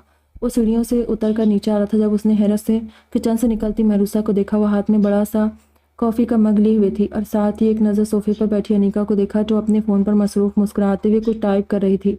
और जल्दी जल्दी सीढ़ियाँ तय करता नीचे पहुंचा। तब तक महरूसा भी अनिका के पास पहुंच चुकी थी, और उससे पहले कि महरूसा कॉफ़ी अनिका को देती, आदि ने जल्दी से उठक कर अनिका से पहले मग अपने हाथों में पकड़ लिया। अनिका, ये लो सर दर्द की टेबलेट्स, तुम्हें इनकी ज़्यादा ज़रूरत है, एक खाओ और जाकर रेस्ट करो। मेरी बीवी ने पहली बार किचन में जाकर कुछ बनाया है, उस पर सबसे पहला हक मेरा होना चाहिए, है ना? और अपने रूम में जाकर रेस्ट करो। एंजल, चले आप पहले चेंज कर ले, कब से ये इतने हैवी कपड़े पहने बैठी है। आए मेरे साथ, और अनिका जाओ तुम भी। आदि ने अनिका को दूसरे लफ्ज़ों में गेट लॉस्ट बोल दिया था। مگر عادی محروسہ کو میرے پاس رہنے دو نا، میں اکیلی بور ہو جاؤں گی۔ انیکا نے عادی کی پشت کو گھورتے ہوئے کہا، تم کیوں بور ہوگی؟ تمہارے ہاتھ میں تمہاری بوریت دور کرنے کا ذریعہ موجود تو ہے، اور اگر اس سے بھی تم بور ہو رہی ہو تو رضوان اندر ہے، اسے بلاؤ اور اس کا سر کھاؤ، میری بیوی کو بخش دو۔ عادی نے مڑ کر بظاہر مسکراتے ہوئے کہا، خود کو گھورتی انیکا اور خفگی سے خود کو تکتی محروسہ کو لے کر اوپر چلا گیا۔ کافی کا مگ ہنوز اس کے ہاتھ میں موجود تھا۔ روم میں پہنچتے اس نے محروسہ کا ہاتھ چھوڑا تھا اور خود کافی کے سپ لیتا جا کر بیڈ پر بیٹھ گیا۔ جلدی سے چینج کر لے اینجل، اور آ کر آپ بھی میڈیسن لے لے، سر میں درد ہے آپ کے، مجھے بتایا تھا صنم بھابی نے کھانے کے وقت، اور آپ نے کھانا بھی ٹھیک سے نہیں کھایا نا؟ آپ کو کچھ کھانا ہے تو بتا دیں، میں آپ کے لیے بنا کر لا سکتا ہوں۔ عادی نے ڈریسنگ روم کی طرف بڑھتی محروسہ سے کہا، جو اس کی بات نظر انداز کرتی اندر چلی گئی، جس پر عادی گہری سانس بھر کر رہ گیا اور ہاتھ میں موجود کافی کا سپ لیا تھا جو بے حد ٹیسٹی بنائی تھی محروسہ نے۔ وہ انیکا میک اپ کی دکان لائق تھی اتنی اچھی کافی پینے کی، میری اینجل نے بنائی ہے، اس پر تو صرف میرا حق ہے۔ اچھا ہوا میں ٹھیک ٹائم پر پہنچ گیا۔ اس نے اپنا کندھا تھپ تھپایا، تبھی محروسہ چینج کر کے باہر نکل آئی۔ بلیک کلر کی سلک کی نائٹی پر بلیک اپر فرش کو چھوتا لانگ گاؤن جو آگے سے ڈوریوں کی مدد سے باندھا گیا تھا۔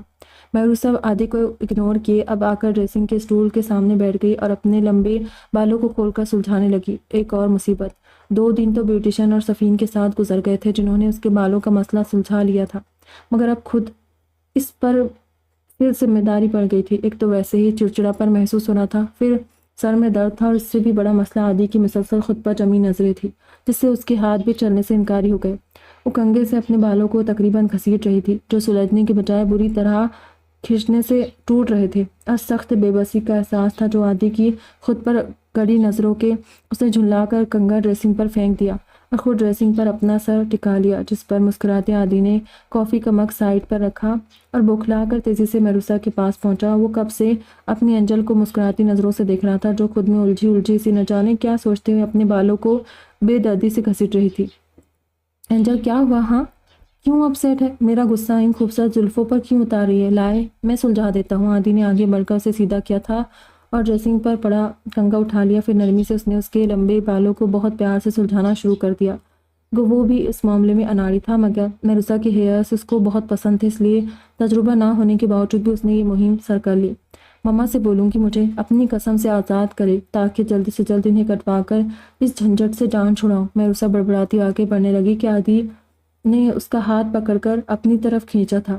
سوچئے گا بھی مت، اتنے خوبصورت بال کٹوائیں گے، دل نہیں دکھے گا آپ کا؟ میری طرف سے بالکل بھی اجازت نہیں ملے گی، اور میری اجازت کے بنا آپ بال نہیں کٹوائے گی مائی لٹل اینجل۔ اور اب بتائے کس بات پر خفا ہے، ورنہ پھر پوچھنے کے اور بھی بہت سارے طریقے آتے ہیں مجھے۔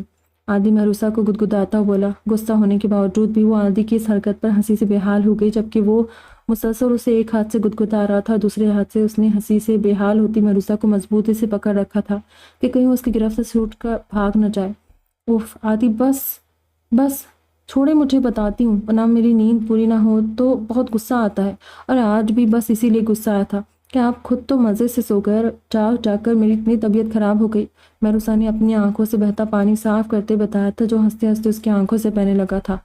آئی ایم سوری مائی اینجل، مجھے خیال ہی نہیں رہا، ممی آپ لوگوں کو لینے ہمارے سونے کے دوران گئی تھی، وہ بھی اس لیے کہ گھر پر مہمان آئے تھے سعودیہ سے، مجھے پتہ ہی نہیں تھا یہ، ورنہ آپ کو پریشان کرنے بالکل نہیں آتا، پر کوئی بات نہیں، آج میں آپ کو سلاؤں گا، اور وہ بھی بہت پیار سے۔ کہتے ہوئے عادی محروسہ کے ہونٹوں پر جھکا تھا۔ تبھی دھڑ سے دروازہ کھول کر انیکا اندر آئی اور ان دونوں کو ایک دوسرے کے اتنا قریب دیکھ کر اس کے اندر آگ سی بھڑک اٹھی تھی، جبکہ عادی تیزی سے سیدھا ہو کر محروسہ سے دور ہوا۔ تمیز نام کی چیز ہے تمہارے اندر، یا بیچ کر کھا گئی ہو سب؟ ہمت کیسی ہے تمہاری یوں بنا اجازت دن دناتے میرے بیڈ روم میں آنے کی؟ دیکھو انیکا، تمہاری من مانیاں بہت برداشت کر لی ہے میں نے، مگر اب نہیں کروں گا، سمجھے تم؟ آئندہ میرے بیڈ روم میں جب بھی آؤ دستک دے کر آنا، ورنہ روم سے ہی نہیں تمہیں گھر سے بھی باہر چھوڑ آؤں گا، بھلے ہی سر پر چڑھی ہو تم ممی کی، مگر میں اس معاملے میں ان کی بھی نہیں سنوں گا۔ اب پھوٹو منہ سے، کیوں آئی ہو؟ عادی بری طرح انیکا پر برہم ہوا تھا، جس کی شعلے برساتی نظریں ہراساں سی کھڑی محروسہ پر ٹکی تھی۔ شوق سے نہیں آئی تھی میں تمہیں ڈسٹرب کرنے، تمہیں انکل اور آنٹی نے نیچے بلایا ہے، اتنا ہی شوق ہے دستک دلوانے کا تو روم کو لاک کر کے رومانس کیا کرو، ایسے کھلے دروازے سے میں ہی نہیں آنٹی بھی اندر آ سکتی ہے، یوں کھلے عام بے حیائی کے مظاہرے کرتے ہوئے تمہیں شرم آنی چاہیے۔ انیکا بدتمیزی سے بولتی باہر جانے لگی تھی، تبھی عادی نے لپک کر اس کا ہاتھ پکڑا۔ اچھا اب تم مجھے سکھاؤ گی کہ مجھے اپنے ہی گھر میں کیسے رومانس کرنا ہے؟ ہاں چلو آج تمہارا قصہ بھی ختم کر دیا جائے، بہت برداشت کر لیا تمہیں۔ आदि उसे घसीटता हुआ रूम से बाहर निकल गया, जबकि महरूसा उसके पीछे भागी थी, मगर आदि ने लम्हा भर को रुककर उसे बेडरूम के अंदर वापस भेजा। एंजल, आप अंदर रहे, मैं जरा इस नवाबजादी की दिमाग दुरुस्त कर दूँ, जिसे ना बोलने की तमीज़ है और ना ही किसी के घर पर रहने का सलीका। आप बिल्कुल नीचे नहीं आएगी, आपको मेरी कसम। चाय अंदर। आदि महरूसा को बेबस करके खुद नीचे चला गया। नीचे महविश और सरविश के अलावा शहरियार साहब और रिजवान भी मौजूद थे। जब आदि ने अनिका का हाथ महविश के सामने लाकर झटके से छोड़ा था, यूं कि मुंह के बल गिरते गिरते बची थी, और खुद वो माँ के सामने जा खड़ा हुआ। मम्मी, ये लड़की आज के बाद मेरे रूम में नहीं आनी चाहिए, क्योंकि बदतमीज़ तो शुरू से है, लेकिन अब बेहयाई और बदजुबानी पर भी उतर आई है। अगर आप चाहती है कि ये इस घर में आगे भी रहती रहे तो उसे समझा ले कि मेरे मुंह ना लगे, वरना इसकी जुबान काट कर हाथ पर रख दूंगा और धक्के मारकर घर से बाहर निकाल दूंगा। आदि अनिका को घूरता हुआ बोला, जो अब मगरमच्छ की तरह झूठे आंसू बहा रही थी। आदि, व्हाट्स रॉन्ग विद यू? ये क्या तरीका है बात करने का? कौन सी कयामत टूट पड़ी जो तुम इतना गुस्सा कर रहे हो? और ये किस तरह बिहेव कर रहे थे तुम अनिका से? हद तक खड़ी महविश आफंदी चौंक कर होश में आई थी। उन्होंने आदि का ये वाइल्ड रूप इससे पहले देखा भी तो नहीं था।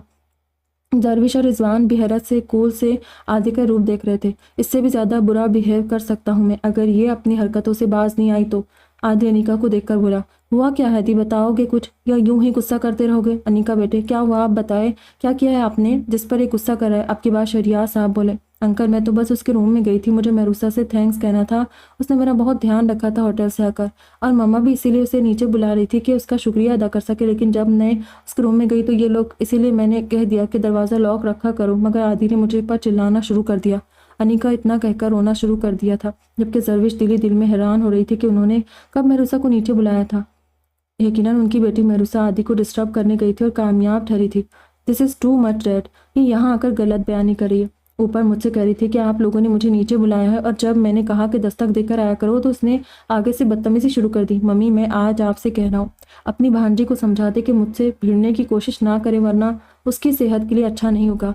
एंड डैड, आप भी मम्मी को समझा ले कि उनके ये रिश्तेदार मुझसे और मेरी बीवी से दूर रहे। अब की बार आदि ने रिजवान को देखा था और जिस तेज़ी से आया था उसी तेज़ी से बाहर निकलता चला गया, जबकि पीछे खड़ी महविश, सरविश और अनिका हैरत से, बेयकीनी से, गुस्से से आदि के बिगड़े तेवर देखती रह गई, जो शादी के 2 दिन बाद ही इतना बदल गया था।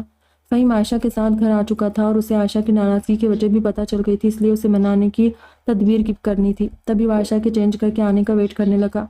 आयशा, आए, मैं आपके सर में मसाज कर देता हूँ, सर दर्द यूं चुटकियों में भाग जाएगा आपका। आदि ने आयशा को ड्रेसिंग रूम से निकलते देखकर कहा और छट से हेयर ऑयल की बोतल हाथ में निकाल कर बेड पर बैठ गया, जिस पर आयशा ने घूर कर उसे देखा। मुझे एक बात समझ नहीं आती फ़हीम, मोहब्बत तो बकौल तुम्हारे तुम मुझसे पहले दिन से करते थे, मगर इतने शरीफ तो तुम नहीं थे जितना आप शो कर रहे हो। कि तुम्हारे सोच शादी के बाद इतना बदल कैसे गए? शादी से पहले तो तुम खासे जंगजू टाइप के शख्स हुआ करते थे। कितनी बार तुमने मुझसे बदतमीजी की, जबकि अब तुम चू भी नहीं करते। खुद को शेर कहा करते थे ना तुम, और इसीलिए मुझे भी शेरनी का टाइटल दे डाला। राइट, मगर तुम शेर तो किसी एंगल से नहीं लगते, बल्कि अब पता चला कि तुम तो खासे गिदड़ टाइप के हो, बल्कि जन मुरीद बनने की सारी क्वालिटीज़ पाई जाती है तुम में। जिस दिन से हमारी शादी हुई है तुम मुस्तकिल मेरे आगे पीछे घूम रहे हो। मगर एक बात सुन लो ध्यान से कि मुझे इम्प्रेस करना इतना आसान नहीं है। मैं अपनी मर्जी की मालिक हूँ और ये सब हथकंडे मुझ पर असर नहीं करते। आयशा ने फ़हीम के हाथ में पकड़ी ऑयल की बोतल को देखकर कहा, मगर वो इस दौरान मुसलसल मुस्कुराता रहा। I agree with you Ayesha, आपने बिल्कुल ठीक कहा कि मैं शरीफ नहीं हूँ। मेरे डैड कहते हैं कि शैतान के 70 चेलों ने मिलकर मुझे घुट्टी पिलाई थी, इसीलिए मेरे अंदर 70 शैतानों का दिमाग है, और वही शैतान मुझे हम वक्त किसी न किसी खराफात के लिए मुतहरिक रखते हैं। आप आए ना, बैठे आराम से, सब सवालों के जवाब देता हूँ आपके। घुरे मत, बैठे, सर में दर्द है ना आपके? सच्ची बिल्कुल रिलैक्स हो जाएगी। मेरी मम्मा जान कहती है कि मेरे हाथों में जादू है, अक्सर मैं उनके सर में मसाज करता रहता हूँ, बहुत दुआएं देती है मुझे। आज आप भी दुआ दे दे। फ़हीम ने आयशा का हाथ पकड़ लिया था और उसे बेड पर अपने आगे बिठाकर ढेर सारा ऑयल उसके सर में उड़ेल दिया और उसके सर में हल्के हाथों से मसाज करने लगा। हाँ, तो मैं कह रहा था कि मैं शैतानी दिमाग रखता हूँ और मेरी डेयरिंग देखकर मामू जान मुझे शेर कहते हैं, मगर अपनों के लिए मेरे अंदर का शेर वाकई गीदड़ बन जाता है। और पता है हुआ क्या था कि जब मैंने आपको पहले दिन देखा था ना, तो उसी दिन आपको अपना मान लिया था, और बुरी तरह मान लिया था। फिर उस दिन होटल वाला सीन यार, उस वक्त मेरे साथ हालिफ था, रकीम था, आदि था, और ये लोग तो फिर भी मेरे अपने थे। उन्होंने आपकी ड्रेस को देखकर फौरन نظر نیچی کر لی تھی، مگر باقی لوگ میرے یا آپ کے اپنے نہیں تھے نا عائشہ، وہ آپ کو دیکھ کر نظر نہیں چرا سکتے تھے۔ اس ڈریس میں آپ کی کمر پوری نظر آ رہی تھی، اور میری جگہ خود کو رکھ کر سوچے، میری جگہ آپ ہوتی تو آپ کو غصہ نہیں آتا؟ بس ہاں، میرا طریقہ غلط تھا، مجھے آپ سے بدتمیزی نہیں کرنی چاہیے تھی۔ فہیم نے عائشہ کے سارے بالوں میں مہارت سے آئل لگا دیا تھا، واقعی اس کے درد کو سکون ملنے لگا تھا۔ فہیم نے بالکل صحیح کہا تھا، پھر اس دن شادی میں آپ کو صرف چھیڑنا چاہا تھا میں نے، تاکہ آپ بے نکت سنائیں مجھے، کیونکہ آپ جب غصے میں میری آنکھوں میں آنکھیں ڈال کر بات کرتی تھی تو میرا دل کرتا تھا بس آپ کو دیکھتا جاؤں، اور اس دن بھی یہی ہوا تھا، مگر ہاں، مجھ سے اس دن بھی زیادہ ہو گیا اور آپ نے مجھے ایک جڑ دیا۔ پھر اس سے پہلے یہ بھی غصہ تھا کہ آپ نے ڈیڈ اور بھائی کو بھی سب بتا دیا میرے بارے میں، پھر شاکر کے گھر پر آمد، بس انہی سب چیزوں نے میرا دماغ خراب کر دیا۔ عائشہ نے اب اپنے بالوں کا جوڑا باندھ کر فہیم کو گھورا تھا، کیونکہ درد بالکل ختم ہو چکا تھا تو نیند نے غلبہ پانا شروع کر دیا۔ اور پھر تم نے مجھے کڈنیپ کر لیا اور تمہارا خراب دماغ درست کام کرنے لگا ہے نا؟ عائشہ نے فہیم کو دیکھ کر تنزیہاً کہا، نہیں عائشہ، ایسا نہیں تھا، عقل میری تب بھی ٹھکانے نہیں آئی تھی۔ مجھے اپنی غلطیوں کا احساس جانتی ہے کب ہوا؟ جس دن آپ کے ان گنڈوں نے مجھ پر حملہ کیا۔ اس دن خود کو مار کھاتے دیکھ کر میں نے جو خوشی آپ کی آنکھوں میں دیکھی تھی، اس نے مجھے ششدر کر گیا۔ تب مجھے احساس ہوا کہ اپنی فضول حرکتوں سے میں نے آپ کو خود سے اتنا دور کر دیا ہے کہ محبت تو دور، آپ کو تو ہلکا سا لگاؤ بھی نہیں ہے مجھ سے، اور بس آپ کی خوشی کے لیے میں مار کھاتا رہا۔ اور اسی دن میں نے ٹھان لیا عائشہ کہ اب نو فائٹنگ، آپ غصے میں مجھ سے جان سے مار دے مگر میں آپ سے کچھ نہیں کہوں گا، کیونکہ میری چھیڑ چھاڑ میرا محبت کا حصہ تھی جو آپ کو پسند نہیں تھی، اسی لیے میں نے خود کو بالکل چینج کر لیا۔ میری محبت میرے غصے سے بہت اوپر تھی عائشہ، میں آپ سے محبت کرتا تھا، کرتا ہوں، کرتا رہوں گا۔ اور رہی بات آگے پیچھے پھرنے کی، تو شادی کے بعد آپ مجھے مل گئی، اس خوشی نے مجھے اتنا سرشار کر رکھا ہے کہ میرا دل کرتا ہے کہ میں 24 گھنٹے آپ کے آگے پیچھے پھرتا رہوں۔ یہ سب آپ کو امپریس کرنے کے لیے نہیں کرتا میں، یہ سب صرف اس لیے کرتا ہوں کہ میرا دل ہی نہیں بھرتا آپ کو دیکھ دیکھ کر۔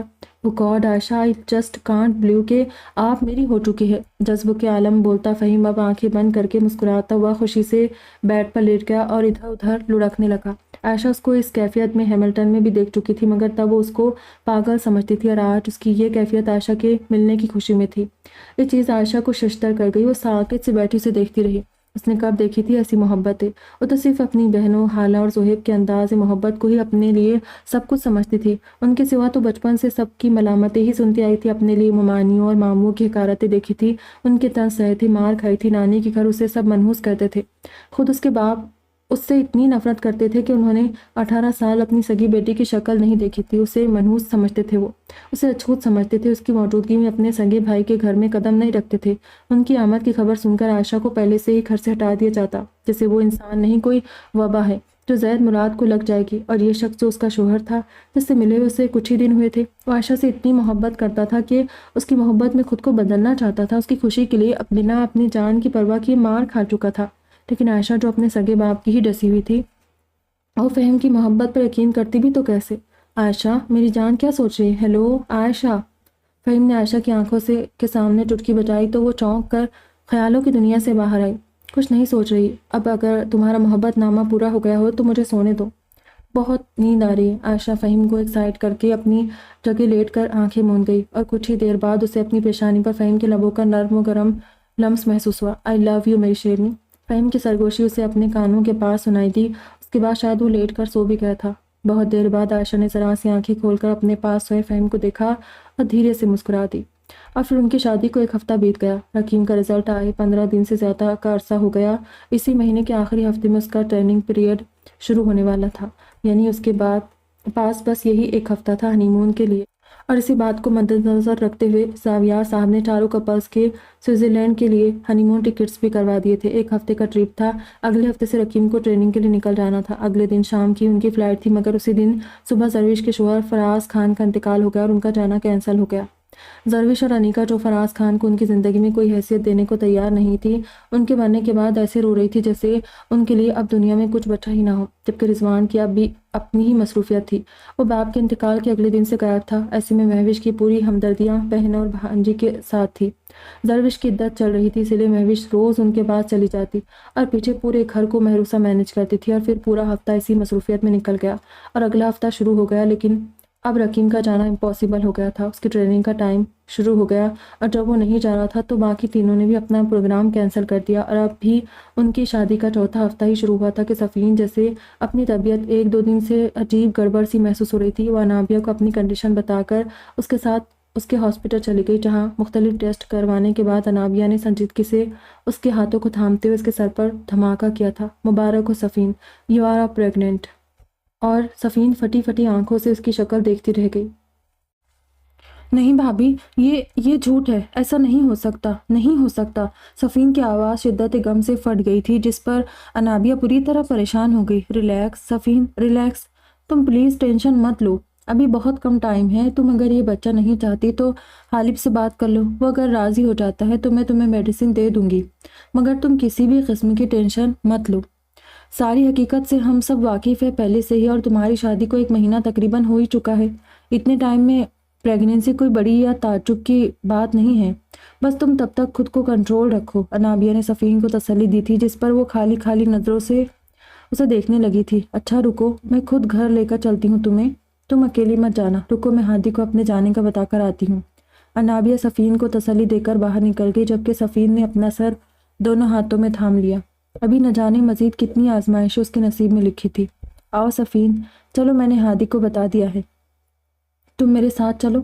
انابیہ صفین کو اپنے ساتھ لگا کر باہر نکل گئی۔ اینجل یار کیا کر رہی ہے، چلے نا، میں نے آپ سے کہا بھی تھا کہ تیار رہے گا، ہمیں باہر جانا ہے، مگر کن کاموں میں لگی ہے آپ؟ وہ کچن میں کھانا بنا رہی تھی جب عادی کی آواز پر اس کے ہاتھ تیزی سے چلنے لگے تھے۔ آج بھی کھانا بنانے کی ذمہ داری مہوش آفندی نے اس کے سر ڈال دی تھی، جبکہ آج مہروسہ نے ان سے کہا بھی تھا کہ اسے عادی کے ساتھ باہر جانا ہے، جو اس کی وجہ سے آدھے دن سے ہی گھر آ رہا تھا، مگر مہوش نے بری طرح اسے لتاڑ کر کچن بھیج دیا تھا اور خود انیکا کو کال کرنے لگی تھی، اور مہروسہ آنسو پیتی کچن میں چلی گئی تھی۔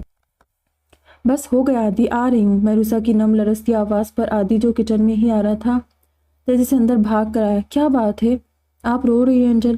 عادی نے اس کی بھیگی پلکیں دیکھ کر پوچھا تھا، اور تبھی اس کی نظر مہروسہ کے ہاتھ پر پڑی جو پشت کی طرف سے بری طرح جل گیا تھا۔ یہ کیسے ہوا؟ اوہ گاڈ، اتنا ہاتھ جلا لیا ہے۔ کک کہاں ہے؟ چھوڑے یہ سب اور چلے میرے ساتھ۔ یہ سب کون سے فضول شوق آپ کو چڑھ گئے؟ ہاں، کوئی ضرورت نہیں ہے آج کے بعد یہاں آنے کی، چلے باہر۔ عادی جلدی جلدی بولتا ہوا کچن کیبنٹ سے برنار نکالنے لگا۔ مہروسہ کے ہاتھ کو دیکھ کر اس کا دل بری طرح تڑپ اٹھا تھا۔ وہ دھیرے دھیرے اس کے چھوٹے چھوٹے ہاتھوں پر کریم لگانے لگا۔ کیسے ہوا یہ؟ اس نے دھیرے سے مہروسہ کی نم آنکھیں دیکھ کر پوچھا۔ کباب تل رہی تھی تو آئل گر گیا۔ وہ بھی دھیرے سے بولی۔ کک کہاں مر گیا ہے؟ عادی نے اس کی آنسو پوچھتے ہوئے غصے سے پوچھا۔ اسے انایا آپی نے بلایا تھا، انہیں بریانی بنوانی تھی اس سے، اس لیے میں نے سوچا میں یہ کام ختم کر لوں گی، مگر ہاتھ جل گیا میرا۔ بولنے کے ساتھ مہروسہ دوبارہ سسک اٹھی۔ اوف اینجل، یہ کیا شوق چڑھ گیا آپ کو؟ اپنے شوق کی تکمیل کے لیے خود کو ہی چوٹ پہنچانے لگی ہے۔ بس بہت ہو گئی کوکنگ، کک دیکھ لے گا سب۔ آپ میرے ساتھ روم میں چلے، اور خبردار جو آج کے بعد آپ نے کچن میں قدم رکھا۔ عادی نے اس کے آنسو صاف کر کے اسے اپنے سینے سے لگایا۔ وہ اس کے کچن میں آنے پر پابندی لگا رہا تھا، جس پر مہروسہ کا حلق خشک ہو گیا۔ اب وہ اسے کیسے بتاتی کہ کچن کا کام اس کا شوق نہیں، اس کی مجبوری تھی۔ مہوش اس کو ڈرا کر کھینچتے ہوئے کچن میں لے آتی تھی۔ عادی اسے اپنے ساتھ لگائے کچن سے باہر جا رہا تھا جب مہوش کی نظر ان دونوں پر پڑی۔ عادی بیٹا، وہ دور سے ہی عادی کا آواز دے بیٹھی تھی، جس نے پلٹ کر انہیں دیکھا۔ ممی، اینجل کا ہاتھ جل گیا ہے، میں انہیں اوپر لے کر جا رہا ہوں، پلیز آپ اینجل کو کچن میں جانے مت دیا کریں، ان کو عادت نہیں ہے یہ سب کرنے کی۔ دیکھیں کتنی بری طرح ہاتھ جلایا ہے اپنا، میں نے انہیں سمجھا دیا ہے، شوق واک گیا بھاڑ میں، آج کے بعد یہ کچن میں نہیں جائے گی۔ ٹائم پاس کرنا ہے تو اتنے لوگ ہیں برابر میں بہنیں، وہاں چلی جایا کرے، اور ممی آپ جب گھر میں ہو تو خصوصاً ان پر دھیان دیا کرے۔ عادی مہروسہ کو محبت پاش نظروں سے دیکھتا ہوا بولا، جو گردن جھکائے کھڑی تھی۔ اس نے غلطی سے بھی سر اٹھا کر مہوش کو نہیں دیکھا تھا، اسے پتا تھا کہ وہ اسے گھور رہی ہوگی، اور وہ ان کو دیکھ کر اپنی شامت نہیں بلانا چاہتی تھی۔ شور بیٹا، اب یہ کچن میں نہیں جائے گی، مگر عادی میرے خیال میں ایک لڑکی کو یہ سب چھوٹے موٹے کام آنے چاہیے، اتنی نازک مزاجی بھی اچھی نہیں ہے۔ خود تمہاری بہنوں کو ہم نے تمام فیسلٹیز ہونے کے باوجود بھی سب کچھ سکھایا تھا، اور دیکھ لو ماشاءاللہ اپنے اپنے سسرال میں خوش ہے وہ۔ بہو کی ماں نے بھی انہیں کچھ سکھانے کی کوشش نہیں کی کبھی۔ ابھی تو تم ہو اور ہم ہیں جو انہیں کچھ نہیں کہتے، ورنہ صرف صورت کا چارٹ تھوڑی ڈالنا ہوتا ہے، انسان کے اندر ایکسٹرا کوالٹیز بھی دیکھنی پڑتی ہے۔ مہوش مسکراتے ہوئے تنزن بولی۔ महरूसा तो उनकी टोन पर दहल उठी थी। वो बहुत सर्दमोहरी से बात कर रही थी, यानी अब उसकी शामत पक्की थी। कम ऑन मम्मी, ये किस तरह की बातें कर रही है आप? हमारी क्लास में वो रहकर भी आप टिपिकल मिडिल क्लास औरतों जैसी बातें कर रही है। क्या कभी दादी जान ने आपसे कुकिंग करवाई? मैंने तो अपने घर में बचपन से कुक को खाना बनाते देखा है, और फिर आयशा अनाया आपी ने भी सब ससुराल में जाकर ही सीखा है। बड़ी मम्मा और फातिमा चच्ची से। आयशा आपी तो फातिमा चच्ची के घर पर ही रहती थी, और अनाया आपी को तो आज तक कुछ भी ढंग से पकाना नहीं आता। हाशिम भाई अब तक उनके पकाए खाने खाकर उल्टियाँ करते फिरते हैं, और मेरी एंजल तो बाकी सबके सामने बहुत छोटी है। उनकी उम्र में लड़कियां स्कूल कॉलेजेस में पढ़ती है, किचन में हांडी चूल्हे नहीं करती फिरती। मैं भी उनकी पढ़ाई का सिलसिला दोबारा शुरू करवाऊंगा, उनकी बोरियत का मसला भी हल हो जाएगा। बहरहाल आज से आप उन्हें किचन में जाने मत दीजिएगा। आदि अपने सामने खड़ी तलमिलाती हुई माँ को जवाब देकर महरूसा को साथ लगाए ऊपर रूम में ले जाने लगा, जो मरे मरे कदमों से चलती आदि के साथ बेडरूम में जा रही थी। उसे यह डर परेशान करने को काफ़ी था कि अब न जाने महविश उसका अकेले में क्या हशर करेगी, जबकि उसकी सोचों से अनजान आदि ने उसे रूम में लाकर बेड पर लिटा दिया था। आप यहाँ लेटे, मैं यही हूँ आपके पास होके, और रूहान को कॉल कर रहा हूँ, वो कोई पेन किलर या जलन के लिए मेडिसिन दे देगा। आज तो बाहर जाने का प्रोग्राम भी कैंसिल हो गया। अब जल्दी से अपना हाथ ठीक करे, फिर आपको लेकर जाऊंगा किसी अच्छी सी जगह पर। हनीमून भी कैंसिल हो गया हमारा। आदि उसके पास बैठकर बोलने के साथ रूहान को कॉल करने लगा था, और फिर रूहान खुद ही मेडिसिन लेकर घर चला आया। वो नाइट शिफ्ट कर रहा था तो दिन में घर पर ही होता था। रूहान के जाने के बाद आदि भी अपने ऑफिस की कोई फाइल खोलकर उसके पास ही बैठ गया था। एंजल, मैं यहाँ काम कर रहा हूँ, आप कुछ देर सो जाओ ओके? मैं वो महरूसा के सर पर प्यार करता हुआ सामने सोफे पर जाकर बैठ गया, और महरूसा ने आंखें बंद कर ली। तभी एक आंसू उसकी आंख से टूटकर बालों में गुम हो गया था। वो फैसला नहीं कर पा रही थी कि वो आदि जैसे शोहर के मिलने पर अल्लाह का शुक्र अदा करे, या महविश जैसी सास के मिलने पर शिकवा करे, जो उसे शादी वाले दिन से आज तक मेंटली और फिजिकली टॉर्चर कर रही थी।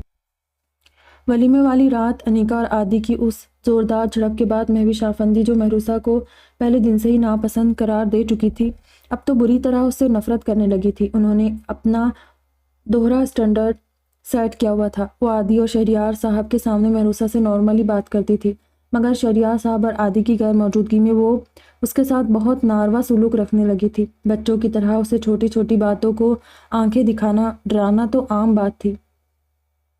वो उसे जब दिल चाहता मारने से भी नहीं चौंकती थी। कभी नाअहल तालिब इल्म की तरह सर पर थप्पड़ लगाना, तो कभी उसके बाजू पर नोचना, कभी उसके लंबे बालों को पकड़कर झिझोर डालती थी।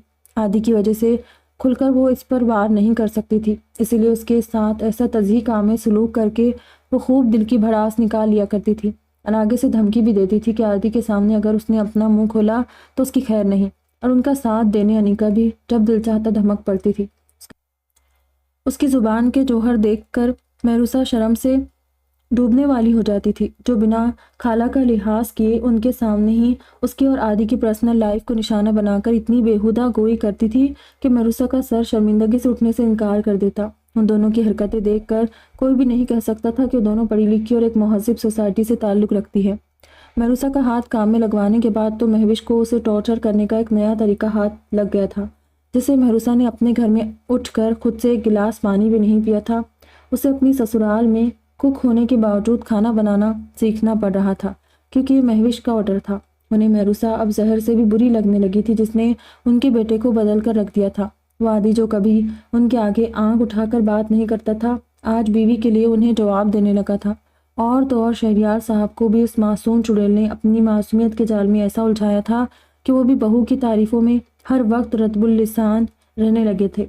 और शौहर और बेटे को महरूसा के गुण गाते देखकर महविश अंदर ही अंदर पेटोताप खाकर रह जाती। उनका घर और फैमिली उनकी मलकियत थी, और महरूसा उनकी मलकियत पर धीरे धीरे कब्जा जमाती जा रही थी, जो उन्हें किसी तौर मंजूर नहीं था। इसीलिए वो उसे उसकी औकात में रखना चाहती थी। फिर महरूसा को उसकी औकात दिखाने का मौका बहुत जल्द उन्हें मिल भी गया। महरूसा ने सबके लिए वेजिटेबल सूप बनाया था, जो बहुत मज़ेदार बना था। आदि और शहरियार साहब ने महरूसा की खूब तारीफ की। बस फिर अगले ही दिन उन्होंने महरूसा को बालों से पकड़कर किचन में धकेल दिया। शौहर और बेटे से उन्होंने कह दिया था कि महरूसा को खाना बनाने का बेहद शौक है, इसीलिए अपने शौक की तकमील के लिए किचन की जिम्मेदारी उसने उठा ली है। उसी लिए दिन के खाने की ड्यूटी बड़ी चालाकी से उन्होंने महरूसा के सर डाल दी, जबकि महरूसा को ना किचन के कामों की आदत थी, ना ही सलीका। وہ تو ابھی اسکول جاتی تھی اور مما اس سے یا اپنی دوسری بیٹیوں سے کچن کا کام نہیں کرواتی تھی، اسی لیے اب اچانک پڑی اس افتاد پر محروسہ بوکھلا کر رہ گئی۔ روز کک کی موجودگی کے باوجود اس سے کچھ نہ کچھ غلط ہو جاتا تھا، آج تو کک بھی نہیں تھا، اسی لیے محروسہ اپنا ہاتھ جلا بیٹھی تھی۔ اینجل، مجھے 1-2 دن کے لیے شاید اسلام آباد جانا پڑ سکتا ہے کام کے سلسلے میں۔ ڈیڈ نے آفس جوائن کرتے ہی اتنی بڑی ذمہ داری مجھ پر ڈال دی ہے۔ یہ میرا پہلا پروجیکٹ ہے اور میں اپنا بیسٹ دینا چاہتا ہوں۔ ڈیڈ کو شکایت کا کوئی موقع نہیں دینا چاہتا میں، کیونکہ میری وجہ کھڑکی کے پردے برابر کرتا عادی بولتے بولتے اچانک چپ ہوا تھا، کیونکہ بات کرنے کے دوران ہی محروسہ آ کر اس کی پشت سے لپٹ گئی۔ اس نے اپنا چہرہ عادی کی پشت پر ٹکایا ہوا تھا اور اس کی آنکھوں سے بہتے آنسوؤں سے عادی کی شرٹ بھیگنے لگی۔ محروسہ نے اپنے دونوں ہاتھ عادی کے سینے پر رکھے ہوئے تھے۔ اس کے اس انداز پر وہ ساکت و جامد سا کھڑا رہ گیا، کیونکہ محروسہ بہت شرمیلے نیچر کی تھی۔ اس نے کبھی بھی خود سے عادی کی طرف بڑھنے کی پہل نہیں کی تھی، اسی لیے عادی اسے یہ ایکسپیکٹ کر ہی نہیں سکتا تھا۔ مجھے چھوڑ کر مت جائے عادی، میں اکیلی نہیں رہوں گی آپ کے بنا، محروسہ روتے ہوئے بولی تھی۔ تبھی عادی نے پلٹ کر اسے خود سے الگ کیا تھا اور روتی ہوئی محروسہ کی پیشانی چومی تھی۔ اینجل، کیا بات ہے میری جان، کیوں رو رہی ہے؟ ادھر دیکھی میری طرف، کیا بات ہے بتائے مجھے، کسی نے کچھ کہا ہے کیا؟ عادی نے محروسہ کی نیلی آنکھوں میں جھانکا تھا۔ اگر عادی، شیری یا اپنے ماں باپ میں سے اس بارے میں کسی کو بتایا تو وہ حال کروں گی کہ پناہ مانگو گی مجھ سے، نکال پھینکوں گی تمہیں عادی کی زندگی سے، سمجھی؟ مہوش آفندی کی سرد مہری سی آواز اس کے کانوں میں گونجی تھی۔ نہیں نہیں، کوئی بات نہیں عادی، بس میں آپ کے بنا نہیں رہ پاؤں گی اور مجھے اکیلے سونے کی بھی عادت نہیں ہے۔ یہاں میں کس کے پاس رکوں گی رات کو؟ وہ کبھی بھی عادی کو یہ سچ نہیں بتا سکتی تھی کہ وہ اسی کی ماں سے خوفزدہ ہے، کیونکہ اس کی دھمکی محروسہ کو باز رکھتی تھی۔ وہ مر کر بھی عادی سے جدا ہونے کا سوچ بھی نہیں سکتی تھی، اسی لیے وہ اپنے ہونٹوں پر چپ کی مہر لگائے خاموش رہتی تھی۔ عادی کو کچھ بتا نہیں سکتی تھی، مگر اسے عارضی طور پر بھی وہ خود سے دور کہیں جانے نہیں دے سکتی تھی۔ ابھی تو اسے آس رہتی تھی کہ شام تک عادی اس کے پاس آ جائے گا اور مہوش اس کے سامنے اکثر بدل جائے گی، مگر عادی کے پیچھے وہ پھر سے وہی قہر برساتی آگ اگلتی مہوش آفندی بن جاتی تھی، جن کی آنکھوں میں دیکھتے محروسہ کی روح فنا ہونے لگتی تھی۔ اوہ، تو یہ بات ہے، یعنی میری نیلی آنکھوں والی گڑیا کو میرے بنا نیند نہیں آئے گی؟ ہاں ہاں، عادی محروسہ کو باہوں میں لیے بیٹھ پر چلایا اور زور سے اسے گدگدانے لگا، جس پر زور زور سے ہنسنے لگی۔ ہاں ہاں عادی، چھوڑے میرا ہاتھ، محروسہ شدت سے ہنستے ہوئے زور سے چلائی تھی۔ تبھی عادی گھبرا کر سیدھا ہوا۔ سوری، دکھائے کہاں لگی؟ عادی ایک دم پریشان سا بولا تھا اور محروسہ کا ہاتھ پکڑا جو شرارت سے مسکرائی۔ یہاں۔ وہ اپنا ہاتھ چھڑا کر بالکنی کی طرف بھاگ نکلی تھی۔ بدماش، مجھ سے چالاکی، چھوڑوں گا نہیں آپ کو جل پری، عادی چیختا اس کے پیچھے بھاگا تھا۔ تبھی نیچے پورٹیکو میں کھڑی انیکا کی نظر عادی کے روم کی بالکنی کی طرف اٹھی تھی، جہاں عادی اور محروسہ کو آگے پیچھے بھاگتے دیکھ کر وہ غصے سے جل اٹھی اور اس نے زور سے اپنا ہاتھ گاڑی کے بونٹ پر مارا، جبکہ اس کی کیفیت سے بے نیاز عادی اپنے آگے بھاگتی محروسہ کو دبوچ کر اپنی باہوں میں اٹھاتا اندر روم میں لے جا چکا تھا۔